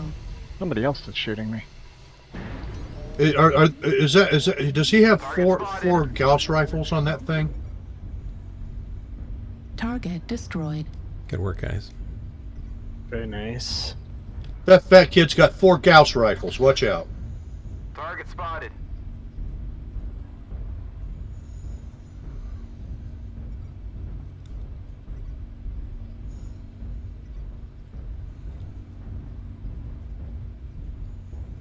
Yep, I'm down. We just got one left. Spotted. Oh yeah, he's got 4. I'm going to survive, it looks like. Watch out. It's a Jenner too. Where Okay, is he? it's. Do we know where he is? I don't see him anywhere. Of course, He there it's was just over you. in like Charlie 4. Taken Sigma. Oh, hey, he's coming up behind us. Yep, Charlie 4. He's dead. Good work, Yeah, guys. Thanks for the drop. overheated. Well, at least I killed Hey, Drax. myself. They didn't kill me. 9K, Dark. Uh-oh. Uh-oh. What are you saying? What are you saying, Drax? 9K. What does that mean? That's how. Once he gets to many 10K, points then he it can is. make me do a Mech of Death. He could instead use that money and do 2 Death by Associations. On Can I himself. do Mech of No, Death? on his friends. Friends and family. Yeah, those fat kids. Those 2 fat kids tore us up something fierce, didn't they? I killed one of them. I killed Drunken Fraggle. Ooh, I did 477. I got the highest damage on our team. Yeah, you did. Accidentally on purpose, I guess. Accidentally on purpose. I don't need Mech of Death now, Kakia. I don't. I'm trying to see if I can get into tier 3 tonight before I have to quit. Let's go. I'm climbing Those 2 slowly. fat kids tore us a new one. I don't think I'll make it. I've got quite a few pips to go there. If we keep winning, I keep winning, you are and being I keep doing well. you are being brought up a little bit because I'm gonna- tier 2. Yeah, I'm going to try to keep closer I got battles 7 so I can do more assists. damage Wow. and get more kills. I think I've been running this thing too far away. That was whatever Nice- you did nice that work, game was Corsair. perfect. Yeah, Swarmy 3 kills, Well, 3 it wasn't solos, perfect 3 because I walked in front of KMDDs. 4 assaults, or 3 assaults, and then shut down. That's not quite perfect. Okay, fair enough. Did you say you got 3 I solos? mean, it's definitely my style. No, I got 3 kills, 3 solos, 3 KMDDs. wow. And, wow, I guess my hits on that Jenner didn't count for anything. Ooh, maybe we can sync up with you guys now. Oh, how's that going to work? Screenshot. Maybe. Oh, I believe you. I'm just trying to figure. You know, I mean, Yeah, you see me hitting. I saw you shoot the Jenner, so I don't understand why. I mean, I was hitting the Jenner with two heavy large and 4 ER mediums. You know. Well, I had shot him a few times before he ever came around to. Yeah, and I shot him. I don't know how many times. You know, remember I was calling out Alpha Jenner. Well, yeah, but he was the one that was poking around behind us, and I kept shooting before that. Yeah, I mean, even before we were up there together, I was calling it out way earlier that I was hitting him with the ER large and the ER mediums, or you know, the ER heavies or the large heavies. Excuse me, but you know. Okay. Almost green. I'm working on it. Okay. There. Now we're green. We are green. We're purple. We're purple? Wow. 3, 2, 1, launch. Yeah, you're one of those free world leaguers tonight. A leaguer. You can't make up your mind whether you're a Steiner Fist or a free world league eagle. Oh no, we're being loaned out. It's not my plan. Steiner. It's Miss PNR's plan. Did you guys insta-queue, basically? No. Oh. We're searching. We're just they don't want to drop with us. They just don't want to say it out loud. They don't want to, no. Yeah. I actually wait 2 seconds after he says. Intentionally wait 2 seconds. Dang, nabbit. That's very smart. I click with his stream, not with his actual voice. It's safer that way. Yeah, Dark doesn't shoot you in the back as much. You've always wanted to. I can try. Who shot me in the back? Oh, We're taking a fluid mixer and building it into a heat exchanger. Fluid lines will And Dark flow doesn't within walk the in curvature front of of the you part. while you're firing racks. Details. When No, he's not he never does that. That's my job. Oh, we have Sneaky Snack on the other Sneaky team. Snack. I haven't seen him in a match in a while. He must have gone up in tears. I played with him last night. He either went up in smoke or he went up in smoke and tears. Yes. It's embarrassing. I haven't seen embarrassing either for a while. He's online. Left or right side. Oh. I think some people come and play with me and then they realize it wasn't so fun after all and don't come back. Yes. It's all about the dying. Yeah. So it'll be so fun. I'll be on the stream with like a famous streamer and this is really not fun. Why does he die so often? It's like all he ever does is die. What's wrong with him? I'm coming with the rest of the team. Okay, I don't really know why we're going across here, but I don't want to be the only one that isn't. I'm kind of liking what they've done with the Free World Coliseum. They are rushing. Yeah. It's a lot better. It's not. Oh, he's dead. That is a hunting pack. LRM backside. Eccentric now. You may want to set up. You can use LRMs, for that. You can't use them everywhere. Like I said, it's not LRM. It's a hunting pack of 5 lights coming around our tail end, guys. We need to deal with them. With Crusaders. I mean, I know there's a lot of because we're slow and they're going to be on me next, and they're on me. I'm here with you. You know, they think LRMs are overrated and stuff. You know, for some reason, or dishonorable. And I'm a war fighter. I'm all for LRM. You know, HIMARS and artillery and air power. It's like, guys, I need help. Fire from that building over there. Yo, artillery, delete building X. This is going to be ridiculous. They put down artillery right here, guys. Yeah, it's a little bit wild right now. I'm all for removing an entire city block if I'm receiving fire from one building. You know what I'm saying? Yep. It's like, Oh, you let these guys plant bombs on your street, and yeah, okay, fine. It's like, okay, remove the entire block.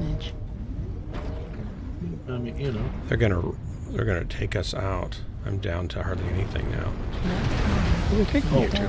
Why Nobody ever takes me out. Why am I running up? I want to be taken out. I don't ever get to have fun. Oh well, where do you want to be taken out to? The brothel? They're or taking what? me to the cleaners. Is A what they're steak doing. place would be good. A steak place? Oh, Yeah, steak place. McDonald's. well, what kind of steak do you like? Guys, you don't like? I hope you're all turning around fighting these guys because they're chewing us up here. Oh, I gotta go. My mom. Timber, I'm behind you and I can't move faster. Trying my best. Are you tucked in good And there? I can't shoot because you're in front of me. I'm down. I'm gonna hang back. They're just gonna check tear us your, up. what's going on. This is ridiculous. Hey, Swarm. Of course, I had to go take care of his mom. Do we need to protect him? I'm staying back to protect, but you know. Oh, Well, we called it. but go we scout couldn't ahead defend at it. F6. Yeah. Wow. Immediately dead. Yikes. I didn't even get an opportunity to do damage. What happened? Did you walk into a firing line? No, they came up. No. There's like 8 of them that are fast We movers, and they're just tearing us up from the back end. Yeah, we got blitzkrieged, basically. They're just walking right through us.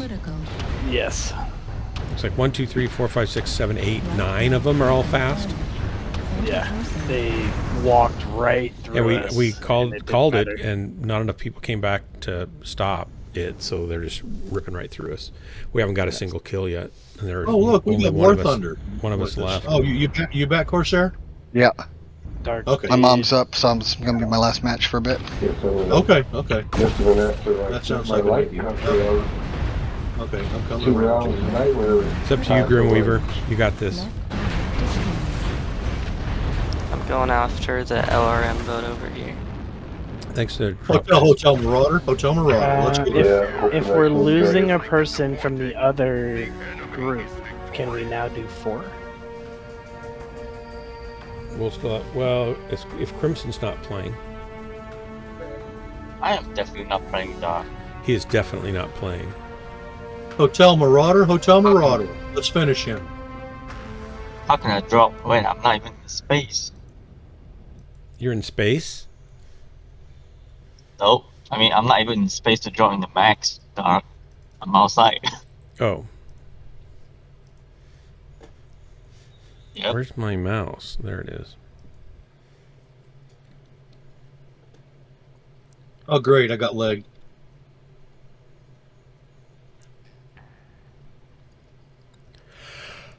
Oh.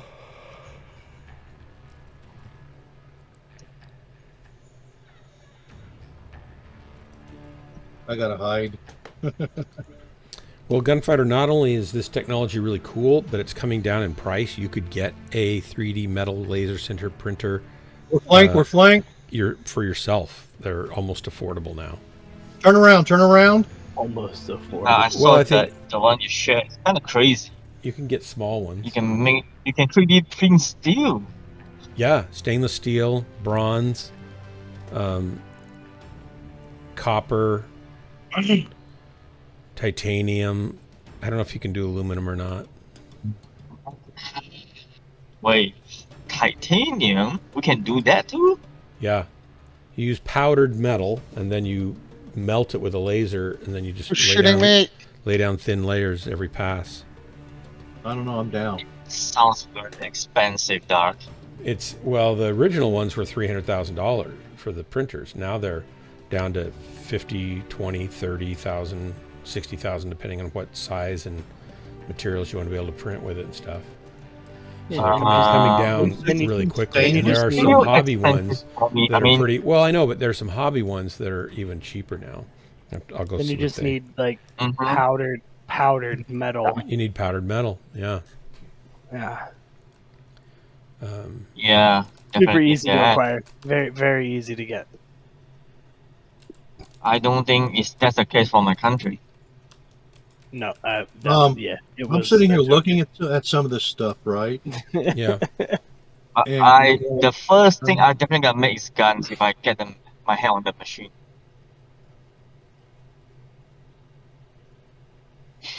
That 316 stainless. Yeah. That's some good stuff.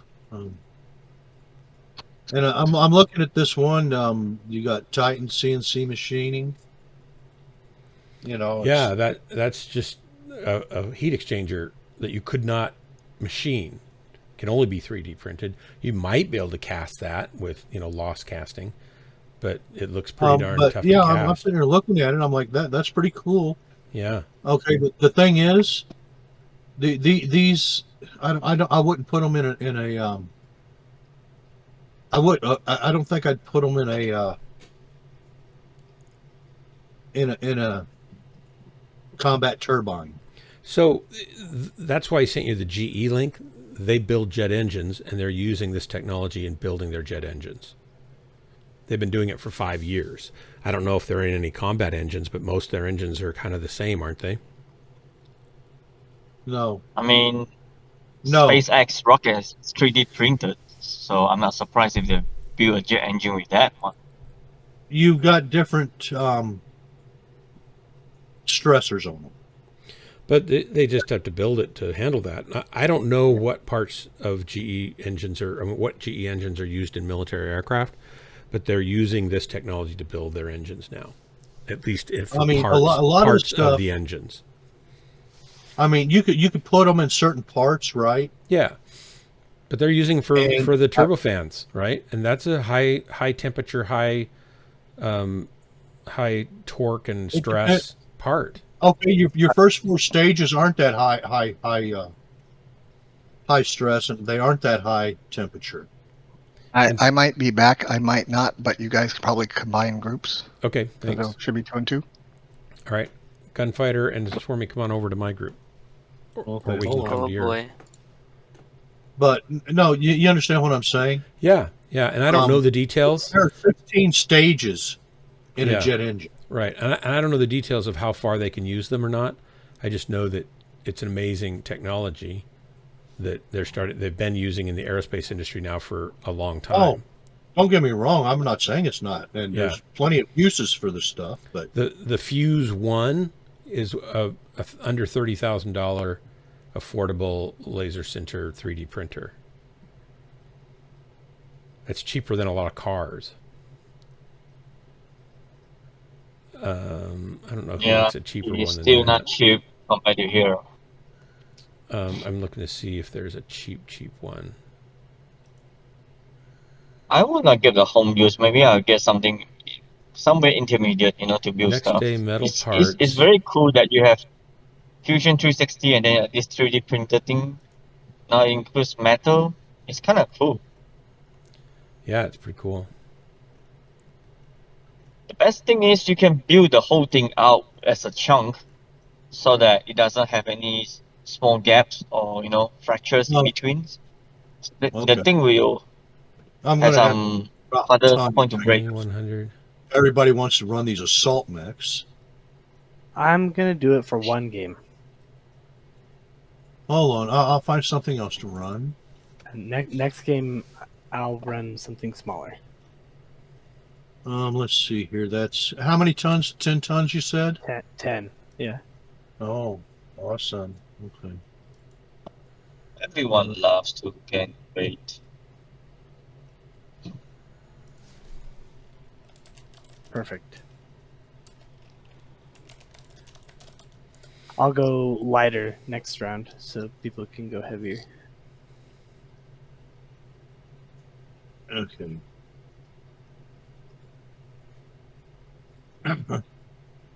See, I very rarely get to run an assault mech when we're grouping like this. Whenever you're ready, Dart, we're ready.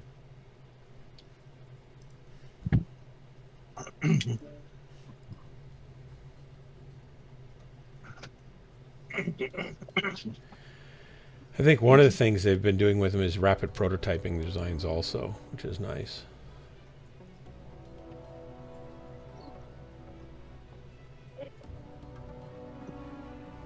I mean, and rockets, You know, it's a skin. You know what I'm saying? It's a what? They're skins. What do you mean? And oh, by the way, you seen what happened to the SpaceX, right? What happened to SpaceX? That you seen that launch? Yeah, it was great. They've had several broke launches apart. like that. Yeah, it's the first Till rocket. it broke apart. Yeah. Yeah, they detonated it. It's it was falling apart already. It was the Before first test. They didn't expect it to even clear the pad. Maybe. They very often. Wait. Well, they blew the pad Why apart. they blow their own rockets? They blew the pad apart and are getting. Yeah, I've seen that. They were hoping it would clear the tower, which it did. They got a lot of flight data out of it. They expected it to not reach orbit. It was the very first one. I mean, it's the biggest rocket ever made, and they had 30 engines. Some of them didn't even work right, and some of them shut down. But still, no, they all worked right until they were damaged. Well, some of them didn't fire at all. They didn't. 3 of them didn't fire up correctly. They shut them down immediately because there was a problem. Yeah, because they got hit by the landing. Elon said that it wasn't from damage. They before the tower was even. Oh, really? Yeah. So they had some that were damaged, but he didn't think any of them were damaged from debris. He thought some maybe were damaged from there was an explosion of some sort of the high pressure gas system. That might have wrecked a couple, and so it wasn't debris from the concrete being blown up out of the place. And the concrete, they didn't know if that would last anyway because it was basically on top of sand, which compressed, the concrete cracked, and then it started coming apart, and then it started digging a hole and throwing concrete everywhere. So they had plans already to put in a water manifold base, but they couldn't get it done in time. They wanted to launch to get the data. They expect to fly 100 of these before they put people on. I'm not entirely sure about all the technology. You know, I think a lot of the technology they're going too fast. That's what everybody's. Go on. Sorry, I'm not trying to interrupt you. On things like aircraft engines and stuff like that, they're trying to go too fast with the. It's like, ooh, look, we can do this. It's like, okay, now, but what's the actual data on its reliability and durability? Well, I mean, GE's been printing 3D parts for their jet engines for over 5 years now, I think. So they should have some data by now on that. You know, some parts I have no problem with being 3D printed. Some parts are edible. Well, you understand what I'm trying to say here. Yeah. Some parts are. Yeah, it's new. They're not safety of flight item. If you understand what I'm saying. Yeah, it's not I think pretty spread out. I think the general consensus is they can print a better part with more consistency and more efficient cooling within the blades than they could ever make before. And so as long as their quality control is clean in the print, it should be a better part. I understand the concept. Should be, but should be and would be and could be aren't always the same thing as is. But however, when you're spinning those things around at 36,000 RPMs. Yeah, things can fall apart pretty quickly. Not 3,600, 36,000. Yeah. I know, which is amazing. I have a router that goes 30,000 RPM, and if you put a big router bit blade on it, it feels like it's going to take off and maybe rip your house apart. And it's, a precision piece of equipment, and I can't imagine a big turbofan blade sticking on that thing too. Need assistance. Take off. It sounds like it's becoming a UFO, Dark. Well, it's a 3 horsepower router, and it's going 30,000 RPM with a blade that basically goes out two and a quarter, almost 2.25 inches on either side. It's a 1/2-inch shank, and it just makes a lot of racket. You can hear it moving a lot of air just as like a propeller, but it's not shaped like a propeller. It's shaped like a router bit, slight, maybe maybe it's a 5 degree or 6 degree camphor to I it? think if you put on the giant fans, you will actually fly, Dark. Probably if I put a big fan on it. I don't think. I mean, most fans would fall apart at 30,000 RPM, no matter until you start making them like a turbofan. What you waiting for? Buy the new laser printing machine and start making more yourself.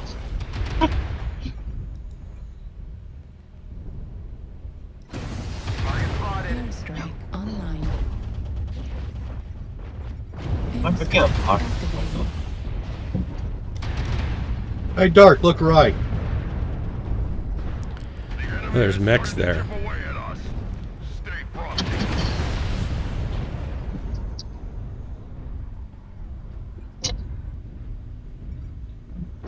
I'm going to see if I can flank around. It's Okay, they're all right here. Yeah, y'all keep them busy. I'm coming around the back. I'm just gonna die here, I think. Don't Yeah, die. I'm gonna die. They're ganging up on me, mean like. I lost all my weapons and then they killed me. I was busy messing with the sniper instead of paying attention to the rest of the map. They just came out with the new Raptor 3, and it got over 350 bar chamber pressure. It's like the most powerful rocket ever made, engine ever made. Target destroyed. Center torso critical damage. Oh, yeah? New target. Did you fall down already, Dark? Oh man, I died right away.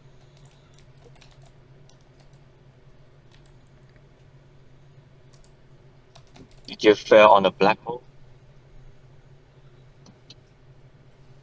Wow. I fall down, go boom, boom, bang, boom, bang, boom. I fall down. I did crap for damage. Oh, well.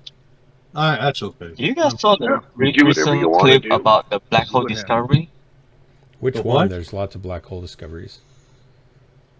No, I mean, like, what actually happens after you went inside black hole?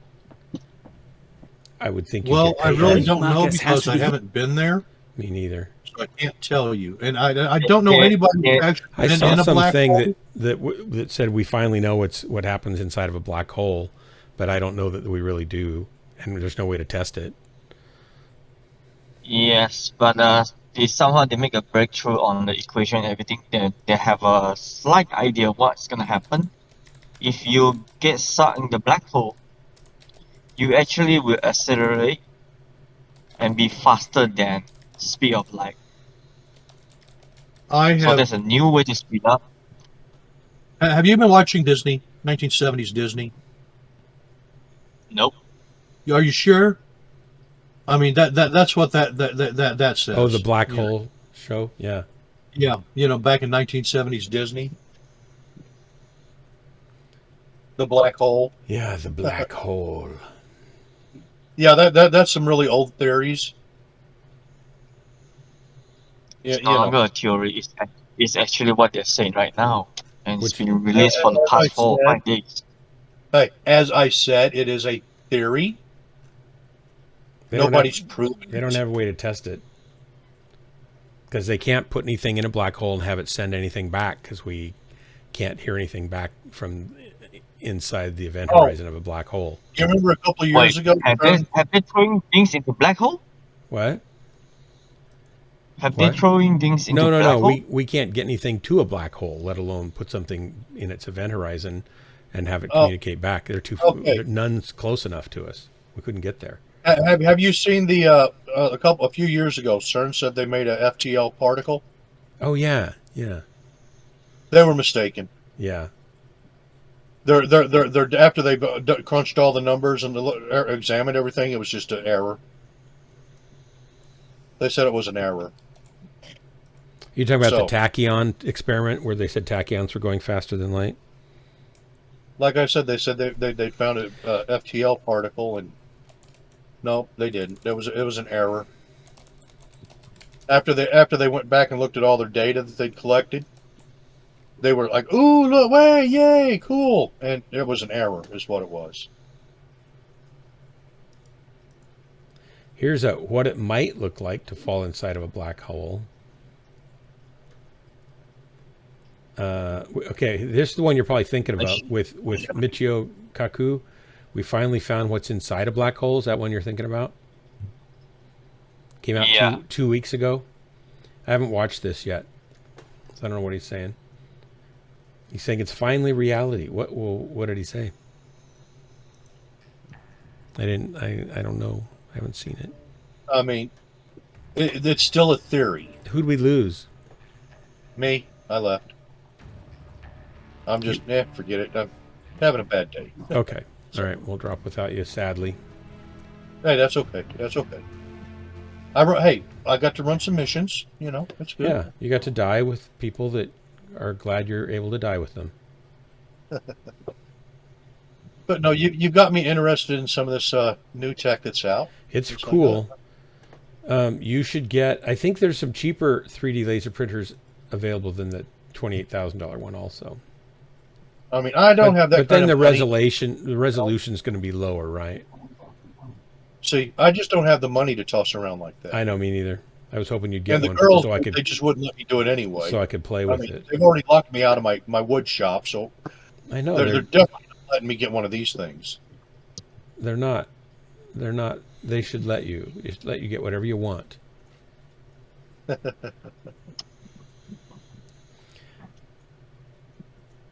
I mean, you do know 2/3 of those girls are bigger than me, right? Oh, so you got to be careful.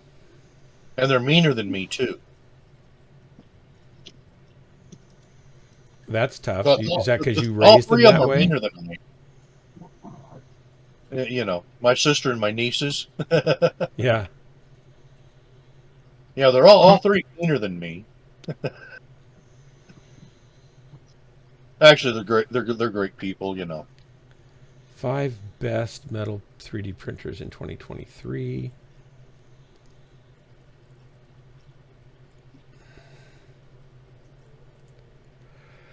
Here's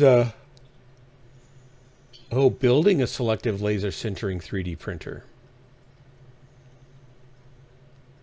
Oh Lord, no.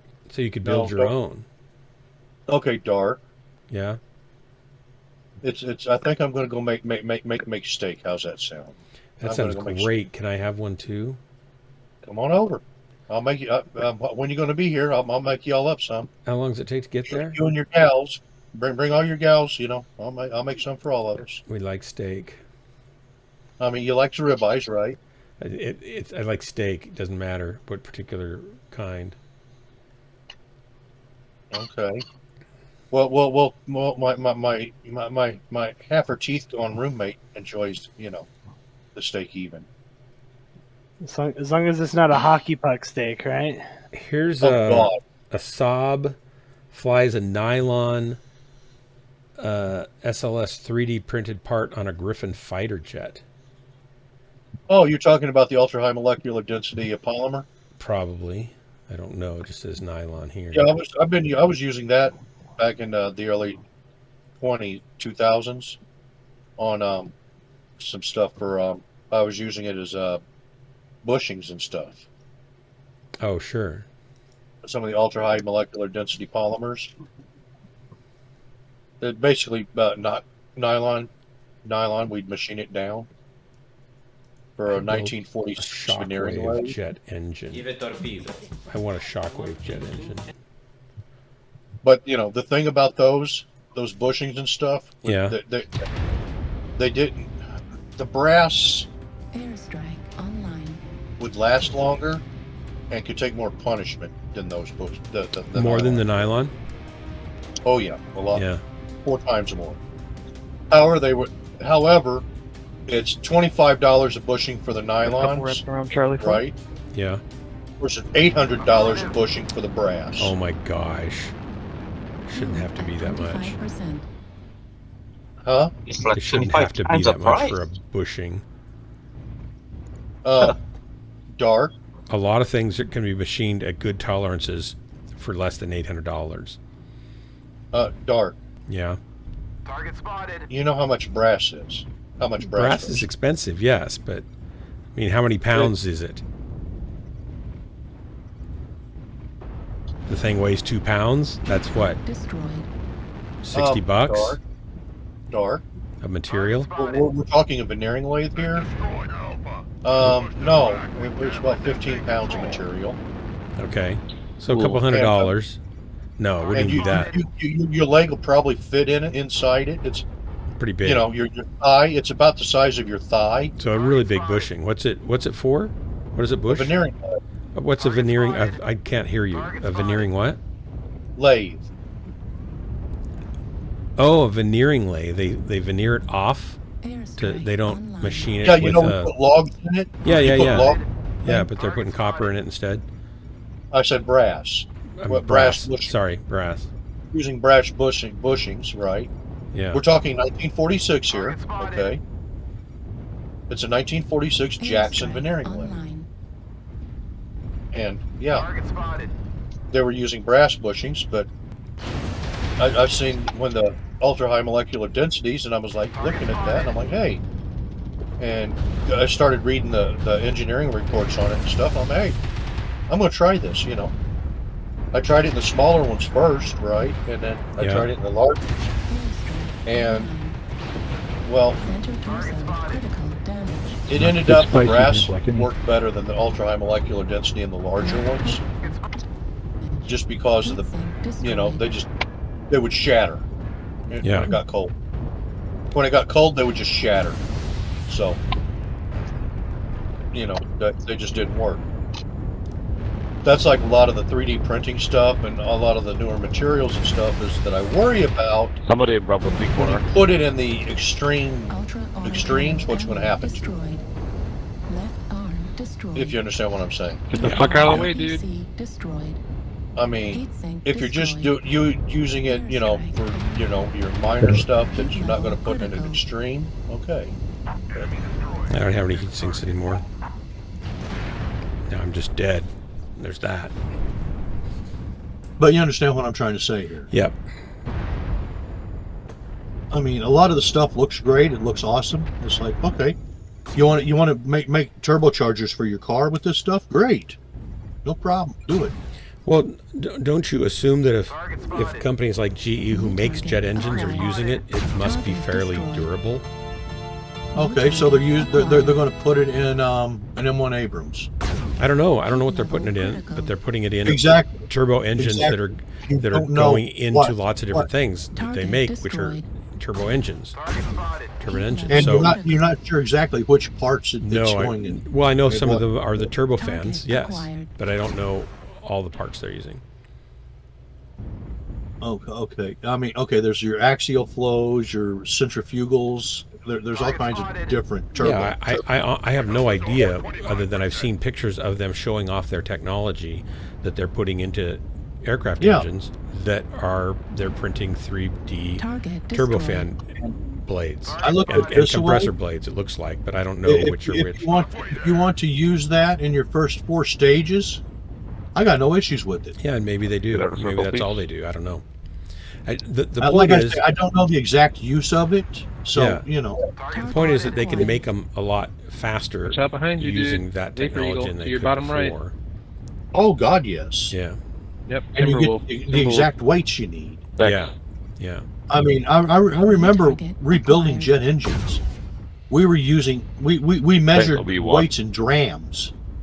We had to match.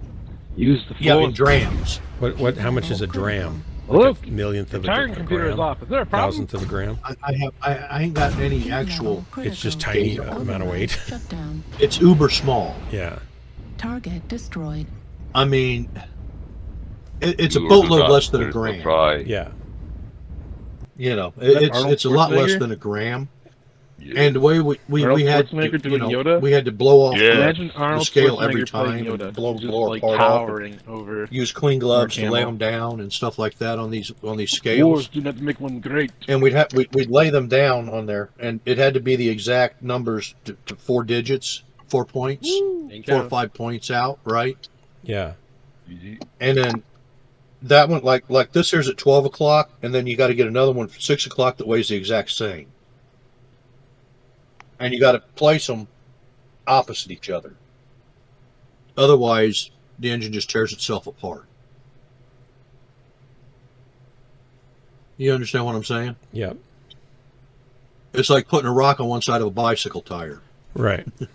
And giving it a spin. I've had plenty of tools tear themselves apart because they weren't balanced precisely, or there was some little thing in the way, got in the sleeve, or it got a piece of dust inside there. Yeah. Yeah. I think I got to go to bed. Oh no! Your game has started. Panic Fire, howdy. That's early done. But I mean, it's just. I only got 4 kills. Your game has started. It won't make a difference. There's not enough data in these. Don't give him hopes. YouTubes for me to actually check out, and see what they're actually doing with it. Yeah, check it out and let me know what you find. I just think it's pretty cool technology. Another thing they're doing with 3D printers that they're working towards is being able to 3D print any organic material. Like they'll put in carbon and whatever else the 4 base elements they need, and then by arranging those at the atomic scale, they want to be able to print food or print skin or print. Yes, I've been seeing this stuff. Yeah, and that's got a ways to go still, but they're working on it. Well, I think for the 3D printing foods, somebody was doing it. I forgot where. That's different, though. What's the difference like between food and skin? The difference between what you're talking about, I think, Crimson Eye, is there's lots of people, say chocolatiers or cake bakers, who 3D print chocolate, or they 3D print frosting, or they 3D print bread and things that are already food, right? So they're just printing it by extruding it. I'm talking about taking the subcomponents at the atomic level and building up the molecules that then make that into. I don't think they're going to be able to print a cell. They're going to be able to print an artificial skin type, material. Okay, that's one of the technologies people are working on. Yeah, I know. I heard that, but I'm not sure it's a molecule level. But it seems it's a lab-made fish meat, and then they will use some sort of stuff to 3D print the fish meat out. Oh, but that they're growing I don't know how they're doing it. They're growing the meat biologically and then extruding it into a shape. That's different still. And that's like taking. They can make a 3D. They can print a 3D scaffold of a heart with a tissue that is soluble in a certain type of acid wash, and then they can dope that with heart cells, stem cell heart cells, and then the heart tissue will grow around that scaffolding, that cartilage type scaffolding. Then they can etch the scaffolding away. Then they can build a heart for a heart transplant patient. They're doing that with ears. They're doing that with noses. They want to be able to do it with hearts and other organs. But that's all organically done. That's where that's where my skin grafts come from. That type of technology. Cool. Back in the 80s. They like I say, they took a patch off of my thigh. Yeah. And they grew it in petri dishes and stuff like that. Right. They used some sort of soluble materials for as a grow base. Right. For it to grow on. And Maurice, the meat sources have skin. We're conflating two different things here. You can take meat cells and grow them in a lab. You could take skin cells and grow them in a lab. And then you could extrude those and maybe use some sort of activator that would let them rebond together in a sheet. But the skin cells themselves, we have no technology whatsoever that is capable of printing a cell. We have to take cells and let them I don't know that we'll ever have that technology. Like I said, that's the thing. They were doing that in the 80s, and that's where my skin grafts were coming from. Yeah, they're growing from your own skin. And then they grew it in a petri dish. Yeah. But they had this base that they were growing it on. That was food for it, basically. Nutrients. Well, right? It's frame. It was its frame and the scaffolding and the food sources. They put it in a nutrient bath. It was a scaffold for it to grow on. Yeah. Into how they wanted it to grow, but I'm not sure exactly what it was at the time, and it was probably different than the 3D print. It was a lot different than the 3D printing, it was something different. Yeah, I'm not because sure exactly. they just need to grow it on something that is flat to make Because skin. It was still way experimental at the time. Yeah. You know. Yeah, it's cool, but no. Plus, you need to put the cell on something in some certain fruit so it can grow on its own with the nutritions. Yeah, like I said, the way it was explained to me, they grew it in a petri dish. Keratin would make sense. There's no way conceivably that I can think of that we would be able to 3D print a cell at any. Not now, Dark. We're hundreds of years away from that. Okay, Dark. We don't know how to do it at the moment. We're hundreds of years away from doing that. Cells are far too complex. I don't know. Because the technology is expanding exponentially quickly. Yeah. We may be able to do it by the end of our lifetime, Dark. No, we can print cells that are grown and then pump them through a pipe and print them into a shape, but we can't print a cell molecule and atom by atom, and we're nowhere near being able to do that. Dark, I'm saying the technology has been growing exponentially. It doesn't matter. I mean, from what I've learned about what goes into a cell, we're so far away from being able to do that we're talking hundreds of years. Dark? Yeah. Tell me this. Did we have personal computers when you were young? Yeah, we did. We did? Yeah.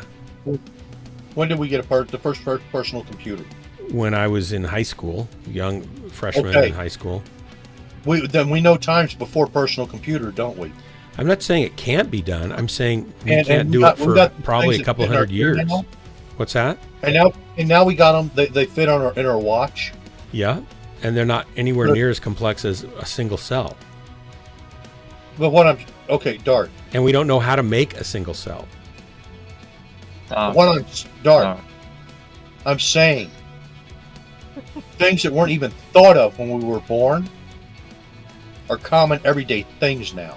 I'm not disagreeing with that. And I'm not saying that we'll never be able to print a single cell. I'm saying we're a couple hundred years away from it, I think. Let me tell you something.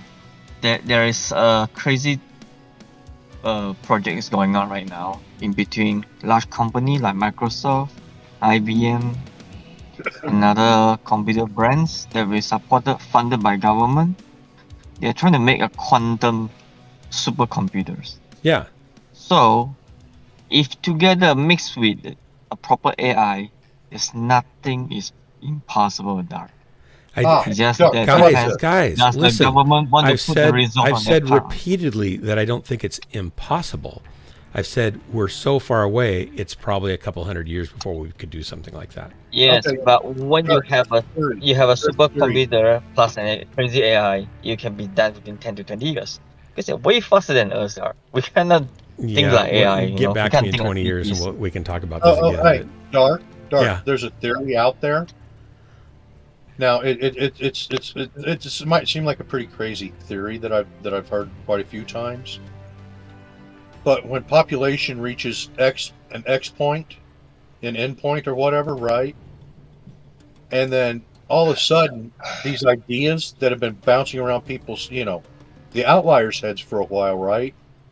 All of a sudden, everybody just starts doing these things, and it becomes every day. Have you heard about that theory? When the population reaches a certain point, it's like the population stayed way, way low, and the technology grew slowly before, right? And about 1700, population started to explode. You understand what I'm saying? Yep. And then as population was growing and exponentially growing, and the faster the population, the more population, the faster we start coming up with these new ideas and new things. Yeah. But okay, so first of all, let me answer Drax. Yes, Drax, this is what it's like.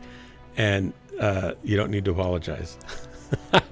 So, again, I'm not saying it's impossible that we'll be able to do that technologically someday. I think everything we learn about biology keeps rolling back more things that as we learn things. Granted, we're learning things. Yes, we're learning things faster than we ever have, but we're also learning things that we didn't even know we needed to learn faster than we're learning things. So the goal of knowing how to make a cell and a living cell from de novo, from scratch, just having the atoms and putting them together ourselves,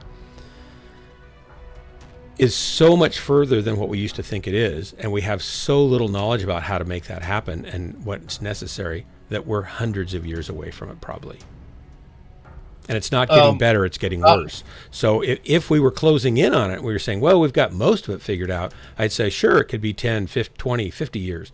But we keep learning more things we don't have figured out that we need to know before we can do it. We're just, it's a mounting wall of problems rather than, cutting away until there's hardly a few things left to figure out. It's getting worse and worse.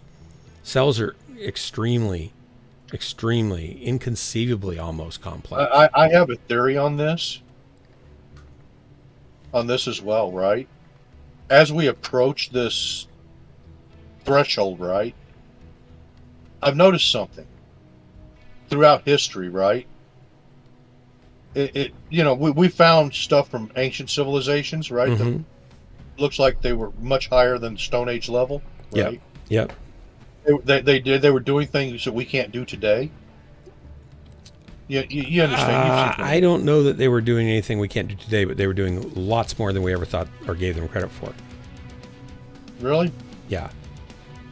But you understand what I'm saying? And it was growing, and then all of a sudden, it's like we're back to the Stone Age again. And then you got like these Roman and Chinese empires growing and doing all this, and then boom, we're back to the Stone Age again. It's like I'm thinking it's like there's something just keeping us from. I don't think we ever really got far, clear back to the Stone Age, ever.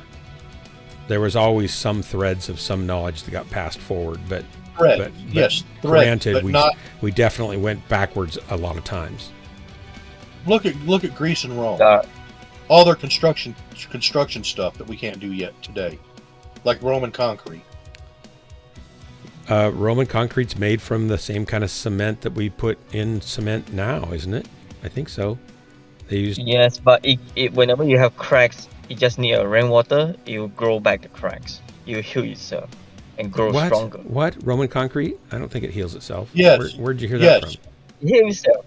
Yes, that's. I've never heard that. Somebody send me a link. That's really fascinating. What we got now in Roman concrete. Yes, it uses similar ingredients. Yeah, send me a link to that. I want to see that. It's cool.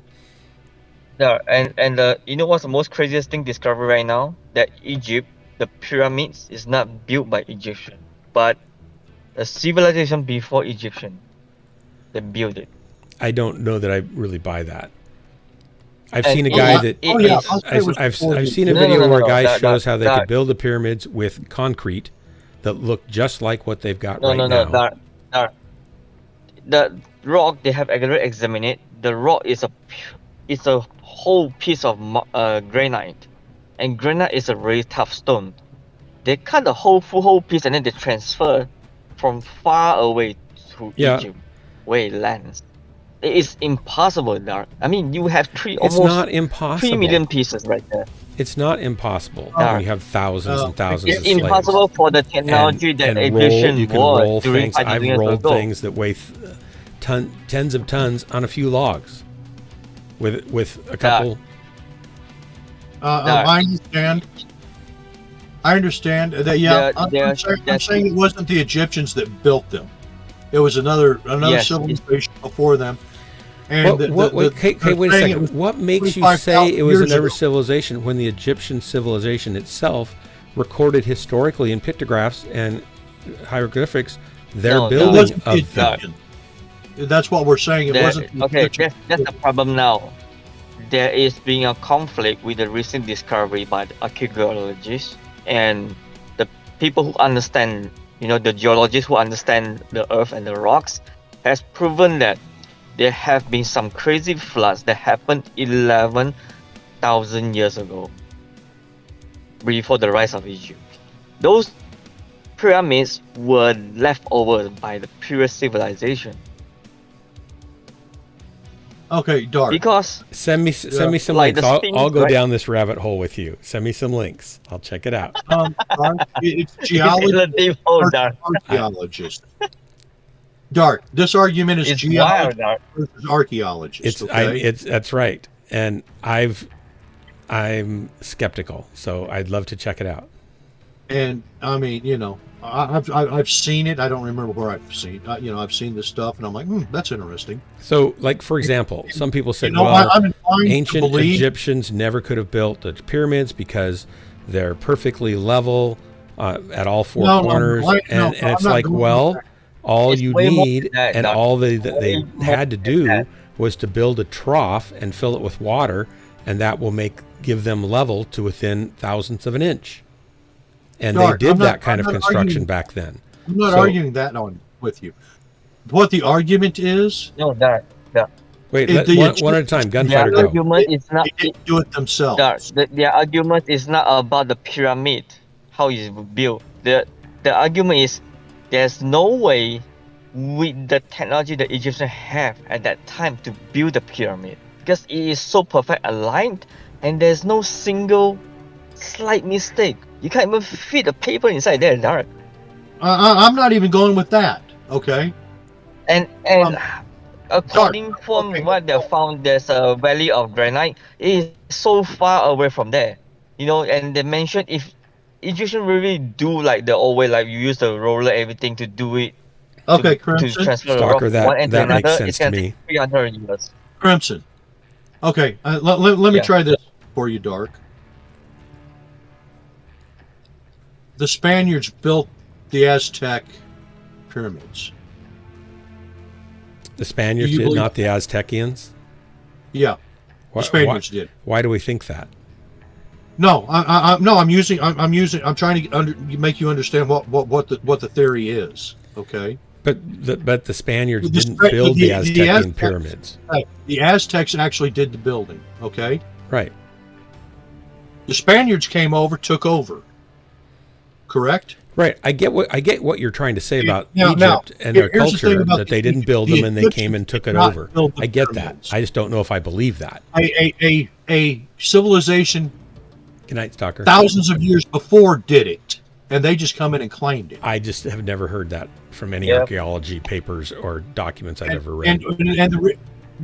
Okay, are you listening? You're I'm not listening. I am listening. No. I'm just saying I've never heard that by any archaeologist Now- papers that I've ever read. Exactly. You never heard of it from the archaeologist. No. That's the thing. The geologists are saying the archaeologists are wrong because of geology. Okay. The geology proves that they're wrong. Why? Crimson told you already. He just told me that And you know what's the cost didn't of think it? they could get the granite blocks from point A to point B. Yeah. I'm not going there. No, because of all Not the just that, weathering, because of the weathering, because of the floods, because of the type of material that it's made from, because of where it comes from, because of how much weathering the material itself has undergone, and how these things were built and put together, and all of it that's underground as well, right? Yeah. Like the Sphinx, for instance. Well, under sand. And it looks like it was designed from something different originally. And all of these Egyptian stuff, right, that they claim is Egyptian. Why does it all look so different than standard Egyptian thing? It doesn't. And why did the Egyptians not know the languages? I agree. And how to read this stuff?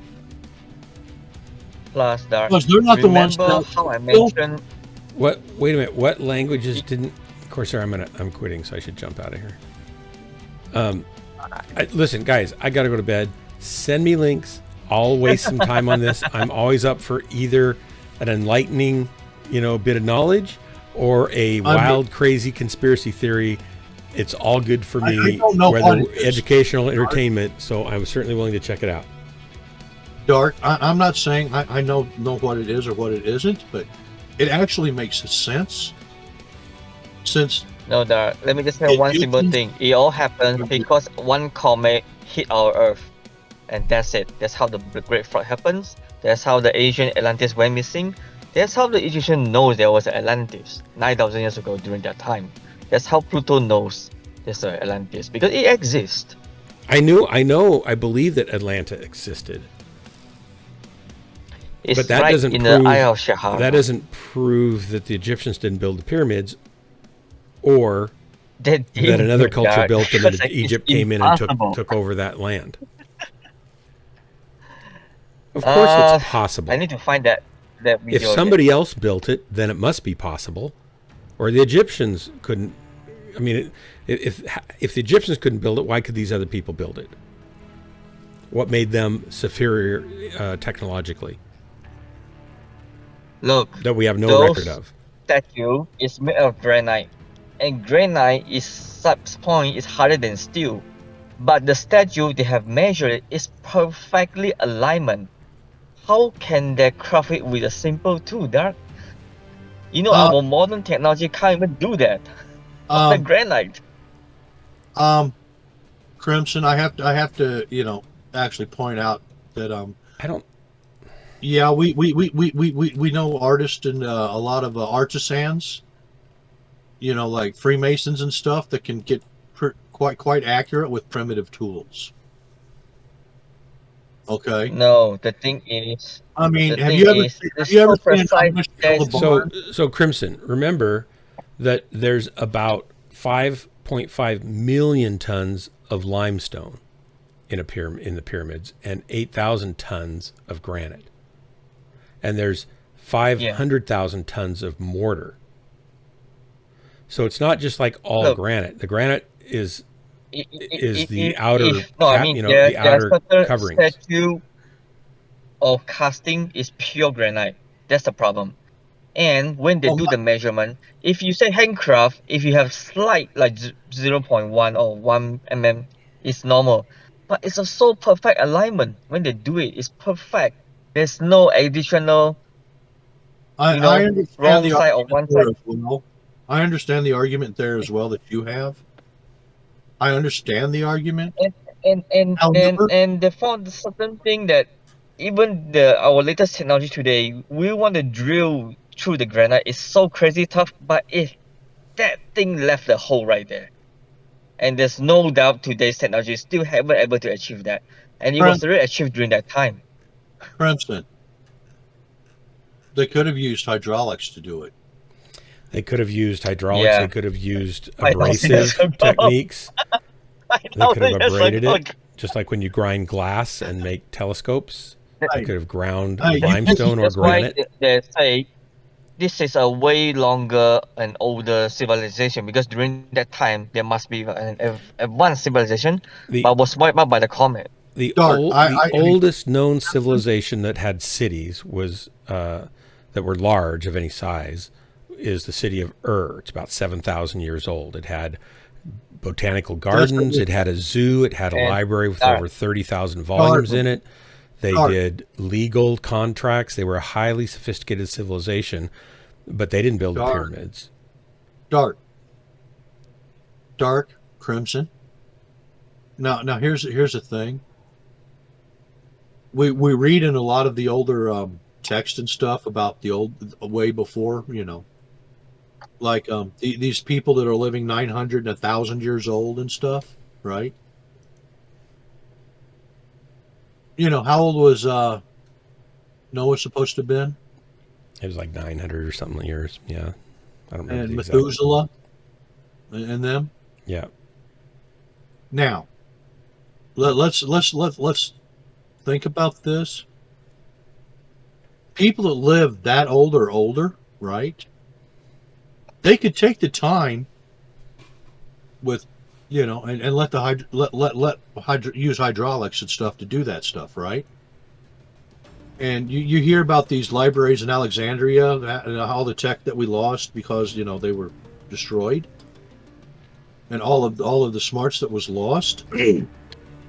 And you look at all these things, and these things that have been pretty much around the world. Okay, pretty much everywhere, in every culture has a flood myth, right? pretty much every culture has a flood myth, correct? Yeah, about 350 of them.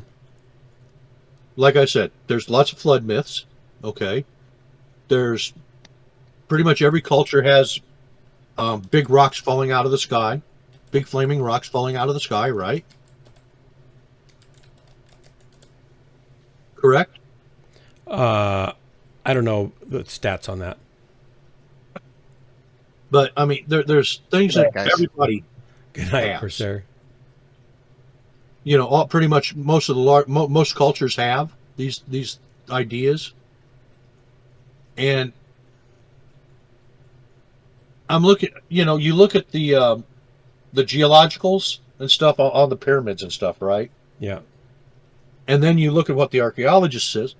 I mean, seriously, Roman archaeologists and Greek archaeologists were saying, you know, we know they're elephant bones and stuff, but they were creating these big, all these other kind of fantasy creatures, right? They were saying they're, you know. Who they? Minotaurs. Oh, okay. Dragons. Yeah. All these other mythical creatures, but we know they, you know, they're bones from other critters. Or that the critters that we have nowadays, they were descendants like mammoths and stuff like that, right? And the thing is, what archaeologists do, they try to relate what they find with what we know now and what's common now.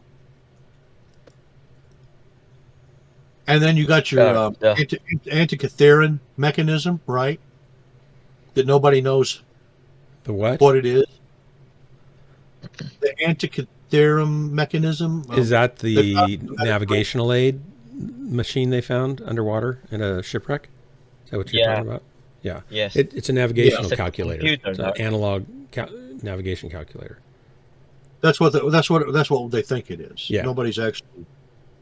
Somebody's I tried. thought somebody was pretty sure that's what it is. They 3D modeled it and. They think that's what it is. And there's one more thing. You know the Sphinx, right? The famous Sphinx in Egypt? Yep.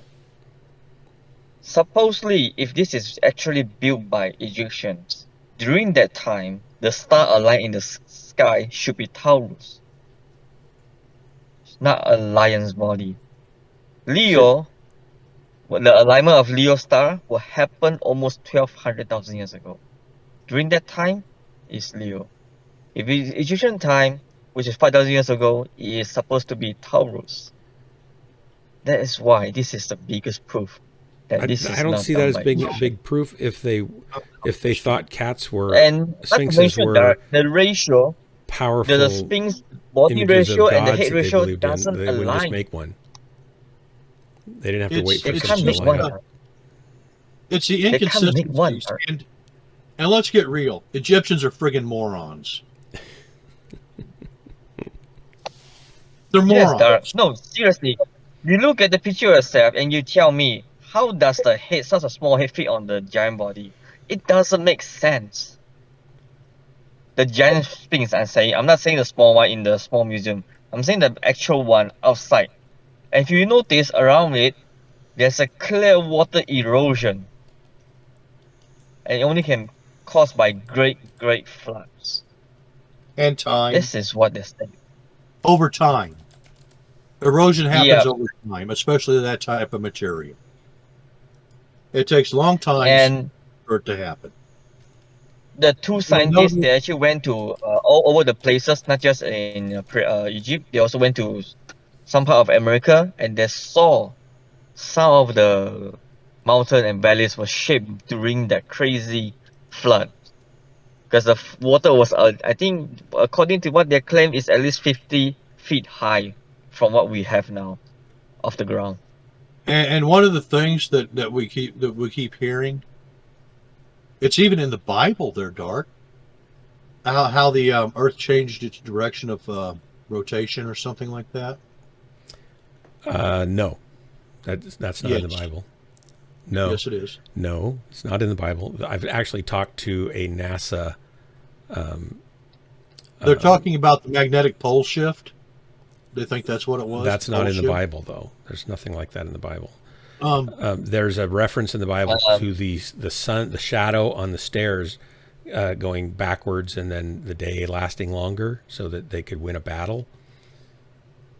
And according to yeah, that's what the reference is for. And yes, according to the astrodynamicist, head of the astrodynamics department at NASA's JPL laboratory that I talked to about 15 years ago in person, and he's the guy who calculates the trajectory to get to Mars with a Mars lander. Okay, thing, right? So he kind of knows his stuff a little bit. And I had a nice conversation with him for about 25 minutes about, well, what could account for that passage if that's what they saw. And I asked him two things. I said, so my first idea was that maybe there was a large body, not maybe as big or near the size of our moon, that came into close proximity to the Earth in such a way that the Earth and that body pirouetted around each other, so that the sun went backwards or stayed the same for a number of hours, and then it spun off and left the Earth back to its same rotation.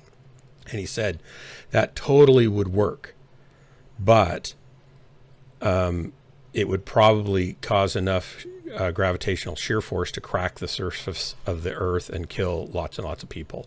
And so we'd have record of that. So it's not that. He said, but that, as far as physics-wise, that is a possibility otherwise. And I said, well, my other idea was, what about a comet? Would it, if it came near and was a quick pass by, would it be bright enough for them to think that that was the sun? And he said, well, that would be my first thought. And does it say anything about whether or not it's cloud covered? Is the weather clear? Would they be able to see?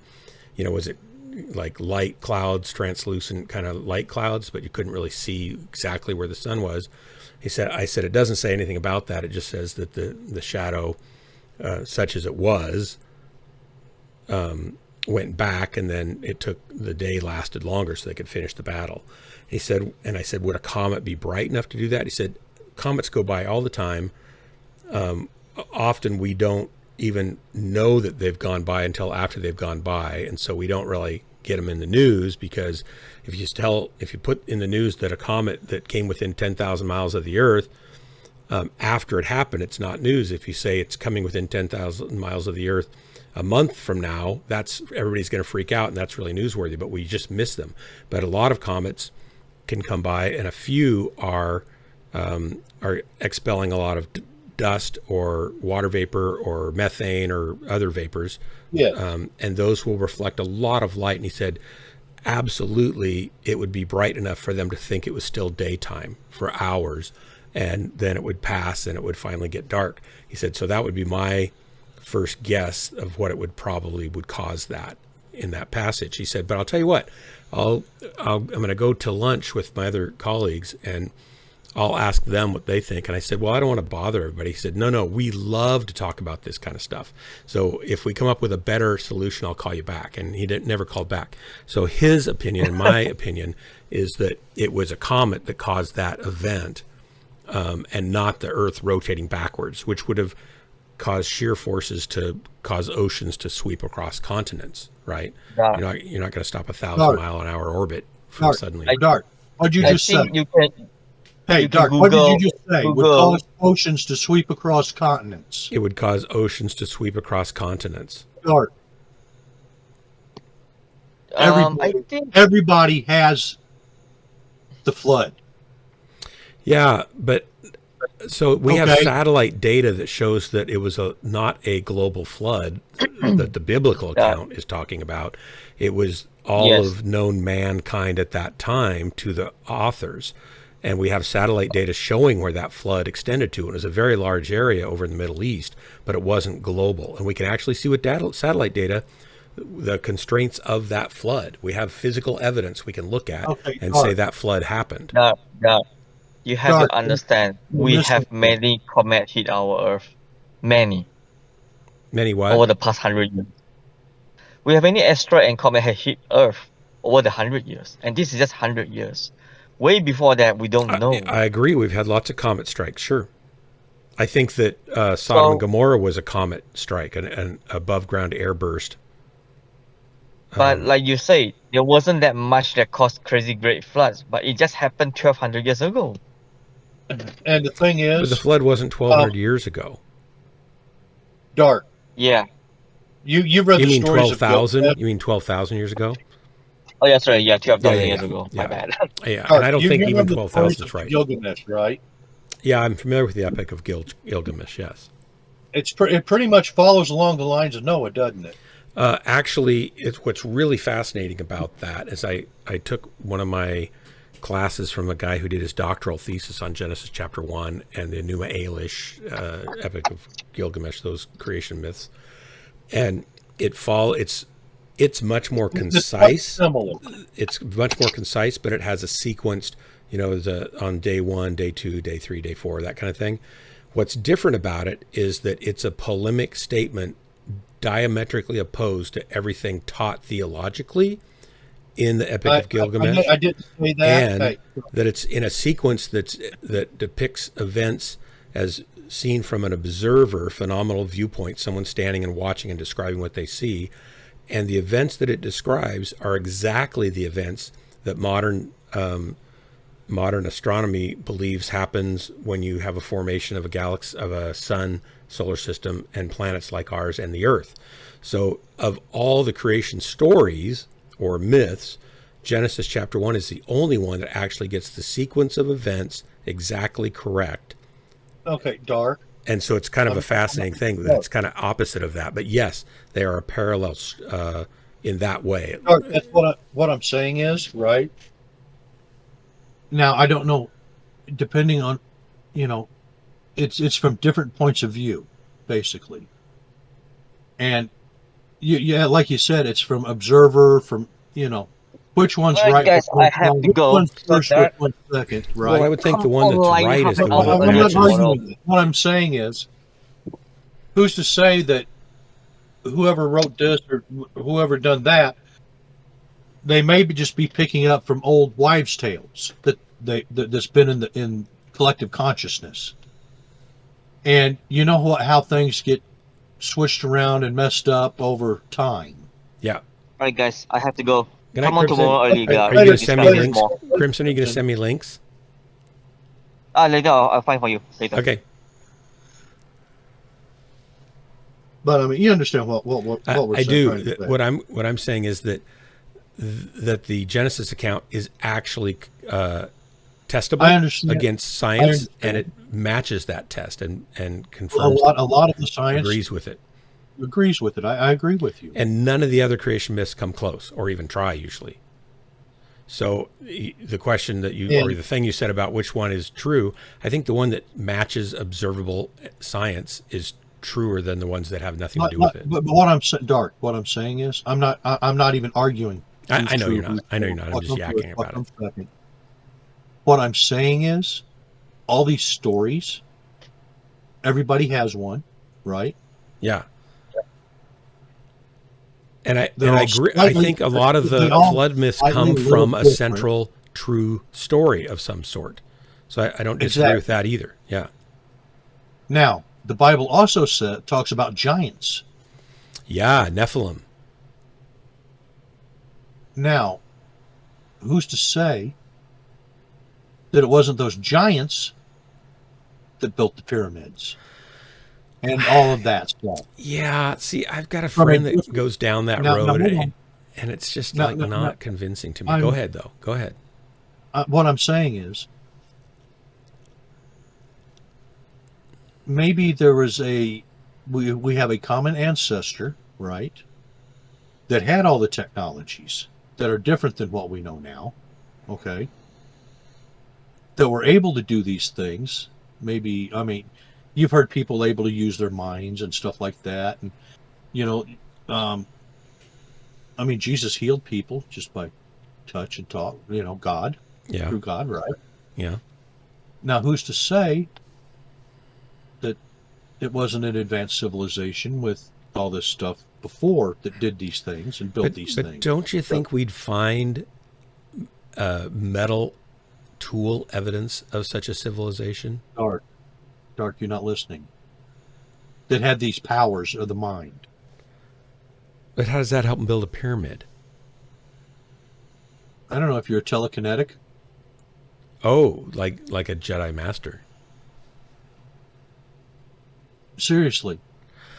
Jesus could heal people just well, by... Jesus also said, if you have enough Like faith, you can tell that mountain to be thrown into the sea and it'll happen. And he could do that. I can't. Exactly. My faith's not that big, but Okay, Dart. I'm not really thinking there's a whole race of people that could do that kind of thing, because these are tons of, blocks. Okay, Dart. Who's to say it wasn't one of those 10,000-year-old dudes, that just sit around and that's what he did. He built. Well, none of them lived to be 10,000. The oldest patriarchs lived to be 900 to 1,000 years old, basically, and then 6, 7, and after the flood, the age spans went down dramatically very quickly. And I'm assuming or guessing that's because of more mutation load on the genome. Dark. What I'm saying is, who's to say? Well, I think we can make reasonable. We can make reasonable assertions, and those that are more fanciful. And granted, we may not have found evidence yet. Okay. So if we find Atlantis, which we think we have, and we find evidence they used of apparently Atlantis used some sort of crystals. Well, with the Disney movie, it did. Huh? In the Disney movie, it did. And well, they had all this. But that's kind of like it's no. But where we don't have any evidence of that. The most advanced technology I think we've ever discovered is in Iran, where we had clay pots that had an acid in them, and and an electrode anode, and they could make about 1.5 volts of electricity. Well, that's electricity. That's pretty cool, but it was in a clay pot, right? Oh, India. Hey, in India, right? Yeah. They've got all these murals and stuff, or sculptors on these old buildings and stuff. And the things they've got in their hand and the descriptions they've got of them, right? Yeah. Like these things that make light. Guess what? We're building things that look like that now. You understand? That are designed like that now? What things are they? What do you mean? The like hand lights. Like little flashlights or lanterns, you mean? But what was the source of the light? Well, see, we don't know. Nobody knows but the descriptors of it and the shapes and the stuff of the statues and stuff looks just like what we build now. Some of those lights and stuff. Send me a link to that. I love archaeology stuff, and I've always enjoyed it. So send me a link to that. It's quite interesting. I love that stuff. Send it to me. I'll definitely try to read it. The Babylon Battery, the Baghdad Battery. Oh yeah, I've read that one. Yeah, that one's. It's a really cool thing. That's old news. They use a copper cylinder or a clay jar and an iron rod. Clay jar. There was the cylinder in it and a lot of acid. They're guessing some sort of citric acid, but some sort of acid, and they could generate. And they generated light with it. They had lights. Well, I don't know if they generated light or not. I'm trying to figure out what they did generate with it. Like the Egyptians, like in the pyramids and stuff. I don't think we knew what they did with it. That's what I'm trying to figure out. Dart. Like in Egypt, the hieroglyphics and stuff, if you look, it looks like they've got light bulbs. It looks like they've got show me a link. I'm not hieroglyphics. I wouldn't be surprised if they had some sort of light source maybe with it, but like we've never found any remains of an electric motor of any kind. Who said they were using an electric motor? I know, but for example, if you had an electric source, that would be one obvious application. If you stumbled across it, maybe they didn't, right? Hey, Art, maybe they had some sort of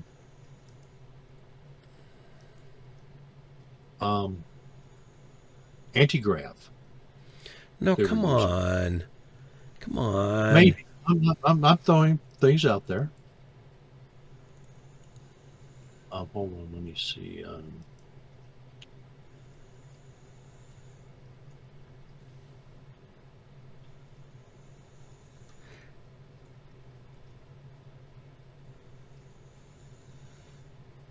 So we don't even know where all those Baghdad batteries are now. They were looted from the Iraqi National Museum during the invasion by the U.S. Their own people looted them and then sold them on the black market. So we don't even know where they are now. That's really sad. Yeah, that's what the British museums say. You know, I mean, you know, the British Museum says there was their own people that looted. Okay, I'm going here. There you go. See, I mean, there's all kinds of theories out there. This here's the first one I just popped. I just typed in and popped it up for you to look at. Yeah. I mean, you know, it's things that are being thrown out there. I'm not saying it's right, wrong, or indifferent. I'm just throwing out. It's possible. So this article says they produced about 1 volt. I've seen as high as 1.5 to 3 volts. And I don't know what they did with them, and I haven't really read anything. I haven't looked at this for a long time. I just thought when I first stumbled across that Baghdad battery, I thought, what? That's so amazing. But I never read anything that said this is what they were used for, and you'd think they would have figured that out by now. Do you know that they actually have discovered the Hezekiah seal and the Isaiah seal, the prophet Isaiah, and the king that he worked for was Hezekiah? They have discovered their royal and prophetic seals that they would seal documents with. They've uncovered those. So I've heard they that. know that those are were real people. I've heard that. I've also heard that somebody that it could be fake. No. They're being dug by lots of archaeologists that are involved in this. And they're being very careful. I've heard all kinds of theories on that. Yeah. You know, and I've heard it's like, just these are just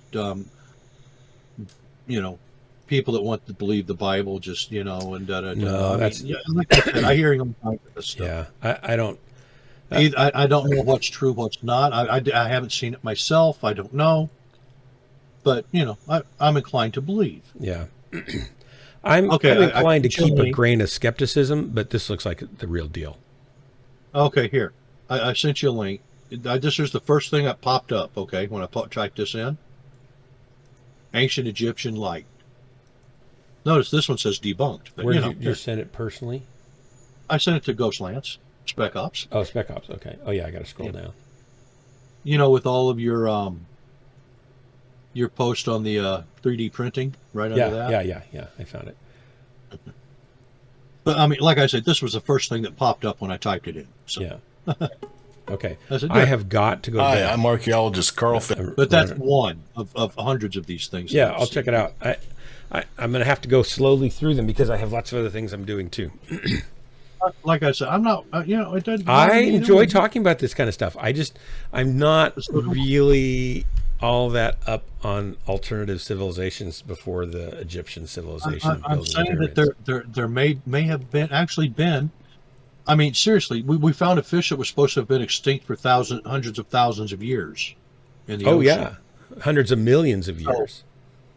So you understand what I'm saying? Yeah, there's lots of things we get surprised by. And hey, and Dark, who says all that evidence ain't at the bottom of the ocean? That'd be a lot of metal and technological bits and pieces strewn about. Dark.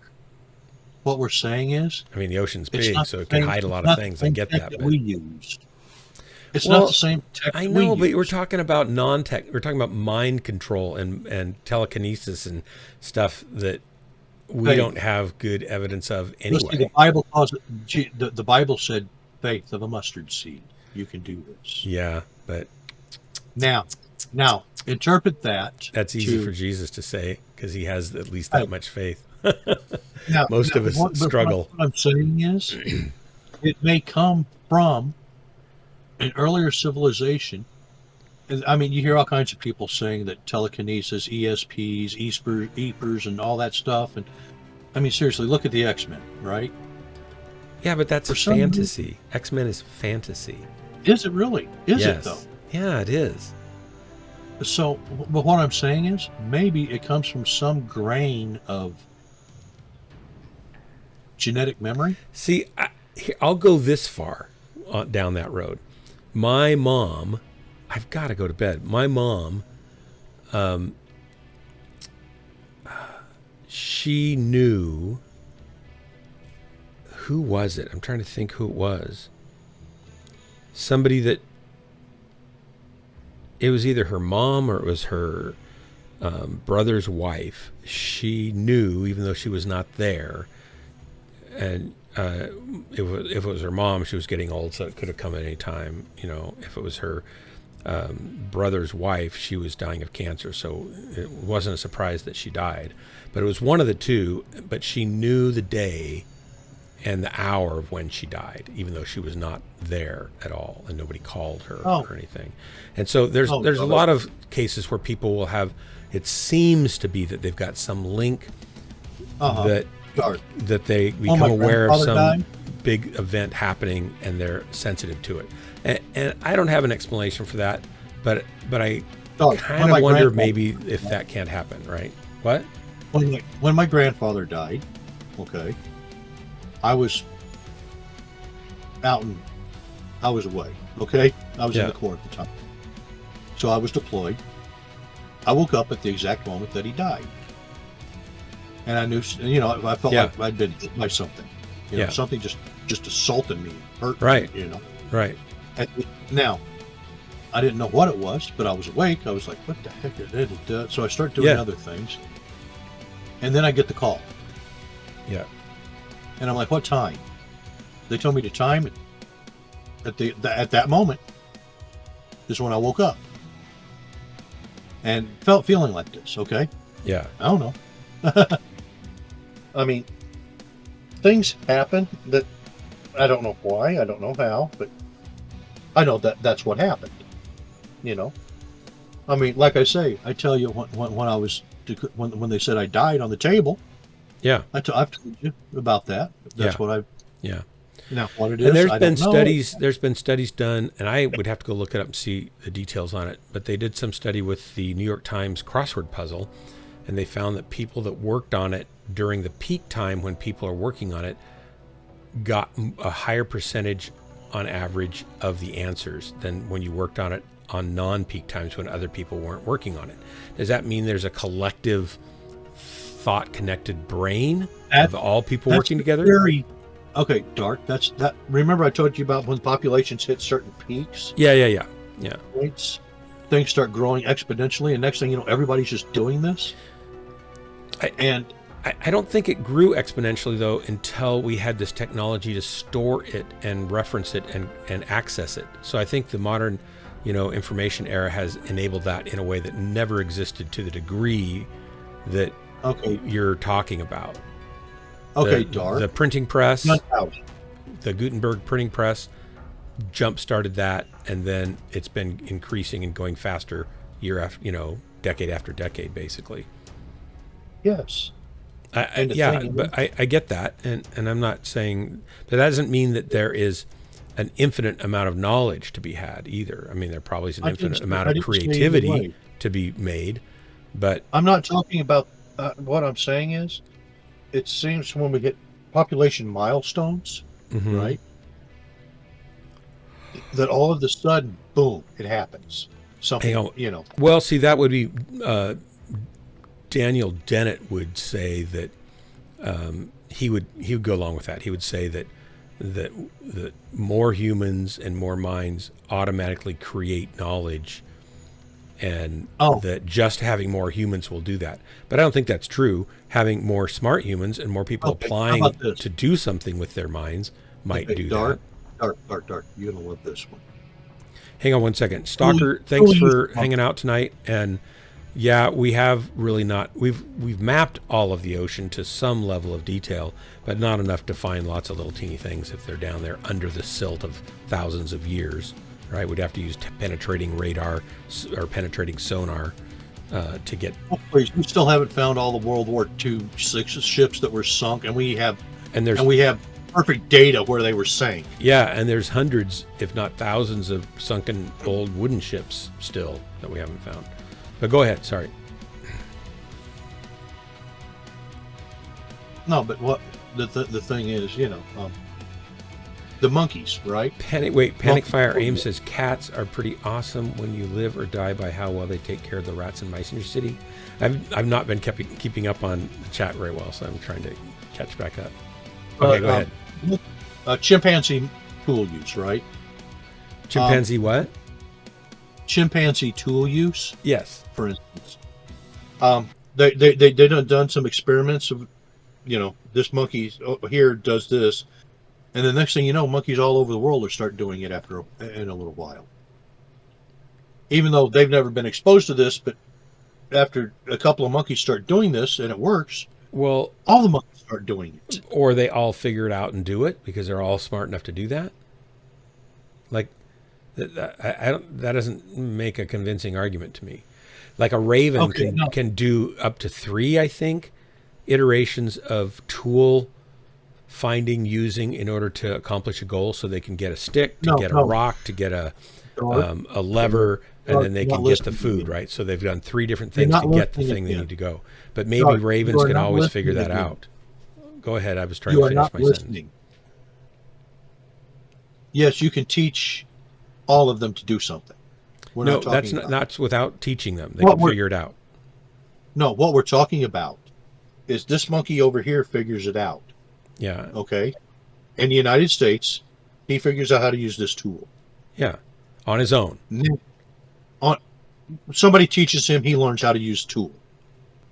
Right? None of the other monkeys in the world have been using this tool. Give me the example of the tool. Like how sophisticated of a thing is this? Okay, listen. Just listen. I'm listening. This monkey in the U.S. starts using this tool. All of a sudden, monkeys in Australia, Africa, Asia start using this tool. Just the same way that monkey did. Yeah, I know what you're saying. I'm not convinced yet because I don't understand enough of the details. It's a collective consciousness or whatever. Maybe. Or maybe they're smart enough to figure out how to use the tool on their own. Like, what's the tool? The thing is, it happens pretty much all at once. But worldwide. It happens worldwide. Well, give me the example, please. Just the example. I just told you. You said a tool. Using a tool. What kind of tool is it? I don't know exactly. Is it a stick, or is it a rock, or are they using a dark? I'd have to go to the research and look exactly what it was. Okay. I'd like to see that because to me it's not a frigging computer. Okay, it's not a phone. Right. Of course not. But it just sounds like. But the thing is, these people started noticing these things. Boom! It's like, wait a minute. No, they're not doing this, and now this experiment comes out, and oh wow! Now all the monkeys are doing it. Yeah, but how? And it also could be. I drove a Charger when I visited my friend. I'd rented a car and they gave me a Charger and it was really fun. And now I see Chargers everywhere. I see them in the streets. I see them on the roads. I see them in all the cop shows that I've been watching. I'd never noticed before. Now I see Chargers. So it could just be the familiarity. These people read this article, this paper, and they go, wow. And then they go out and look at monkeys and go, oh, look, they're doing that same thing. They must have learned it by osmosis. I understand what you're saying as well. However, it's like, what I'm saying is our technology, right, has been growing at exponential rates. It's been spreading at exponential rates. Seriously, almost everybody on the planet has a smartphone now. Within a decade. Yeah. One from hardly nobody has a smartphone. Everybody's got one. Yeah. And children right now know more about smartphones than us old folks. Toddlers know smartphones better than a lot of us old folks. You understand what I'm saying? Yep. It's just boom. It's there. It goes. And we have been our technology has been growing exponentially. It has been. It's going to continue to do so probably. But I did see an article that said that the number of new areas of science that are like, I'm not going to say not saying earth shaking, but like, oh, this is new. We didn't know anything about this before. Those number of papers has declined drastically. We're seeing less and less new foundational types of discoveries in sciences across the board. Yes. Other than biology, there's lots there to learn still. And so some people are concerned that maybe we've reached or getting close to reaching, not probably reached yet, the edges of what there is to know in physics as far as how certain things work and stuff like that. And of course, there's always going to be creep and additional detail about what we do know. But that's kind of interesting because I've never heard anybody say that before. Because I think obviously there's still a lot to learn, but they're saying we're not seeing the explosive growth that we've had in the past. I'm thinking what my thoughts on that is. There is somebody somewhere or something trying to slow us down. I mean, seriously, look at how they've been pushing this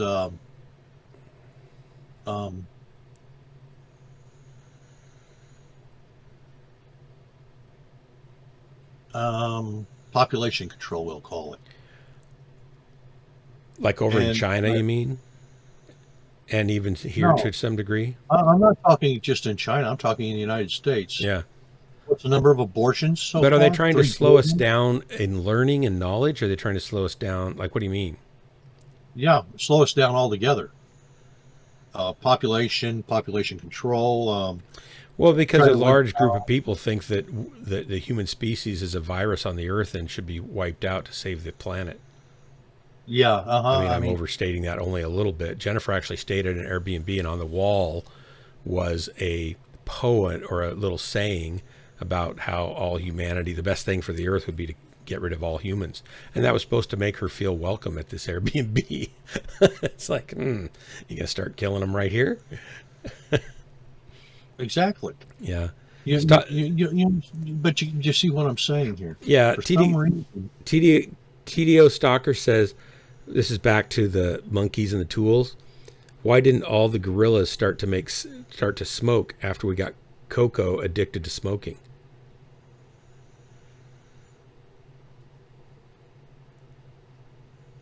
Do all the gorillas have access to cigarettes? Because, well, you'd think they would, if they can use a tool and they suddenly know how to use it, they'd suddenly know what a cigarette is, and they'd be addicted to it, and they'd want to go grab them and steal them from people. Actually, I'm sure there's people in zoos that have cigarettes they could nab the butt of. I have actually seen chimpanzees smoking and other smoking. You know, it was quite common for a while. What? Why would people start animals smoking? I guess if you're doing research on them so you can see the damage to their lungs. Hey, why don't you go ask Barnum and Bailey? Did they make them smoke? They had smoking critters there. My uncle had a smoking chimpanzee for a long time. What? Yeah, Red. His name was Red. Oh my gosh. And yeah, he smoked like a train. Oh my gosh. He would throw a fit if he didn't get a cigarette. I am not paying $3 a day for a monkey to smoke a pack of cigarettes a day. Dark. We're talking way back when I was a young man. I know. I just can't imagine let him. That just seems ridiculous. I mean, I think a pack of cigarettes then was like 10 cents. Were they ever that cheap? Yeah. Wow. I didn't know that. When I became aware of cigarettes, I think they were like $1.79 a pack or something. Dark. During the 80s, when I was in the Corps, right? Yeah. I was getting cartons of Marlboros for $3. Wow. Of course, I didn't pay the state taxes. Yeah. Or the federal tax on it. Yeah. Okay, so I got to go to bed. The stream, everyone's sitting here listening to us talk all this nonsense. And I'm shocked that you guys haven't left on the stream. I'm shocked. This shows more poor decision-making on all of your part. You should be ashamed of yourselves There's much better things for you to be doing than this. And I'm shocked and horrified, and yet at the same time, slightly honored that you would waste your time here with me. So come again tomorrow night, Mechwarrior Online, same Mech time, same Mech station. This has been Ghostlands, your favorite place to obviously waste the most important moments of your life. Good night, everybody. Okay, good night, Gunfighter. Thanks for the convo. I'll talk to you later. Later.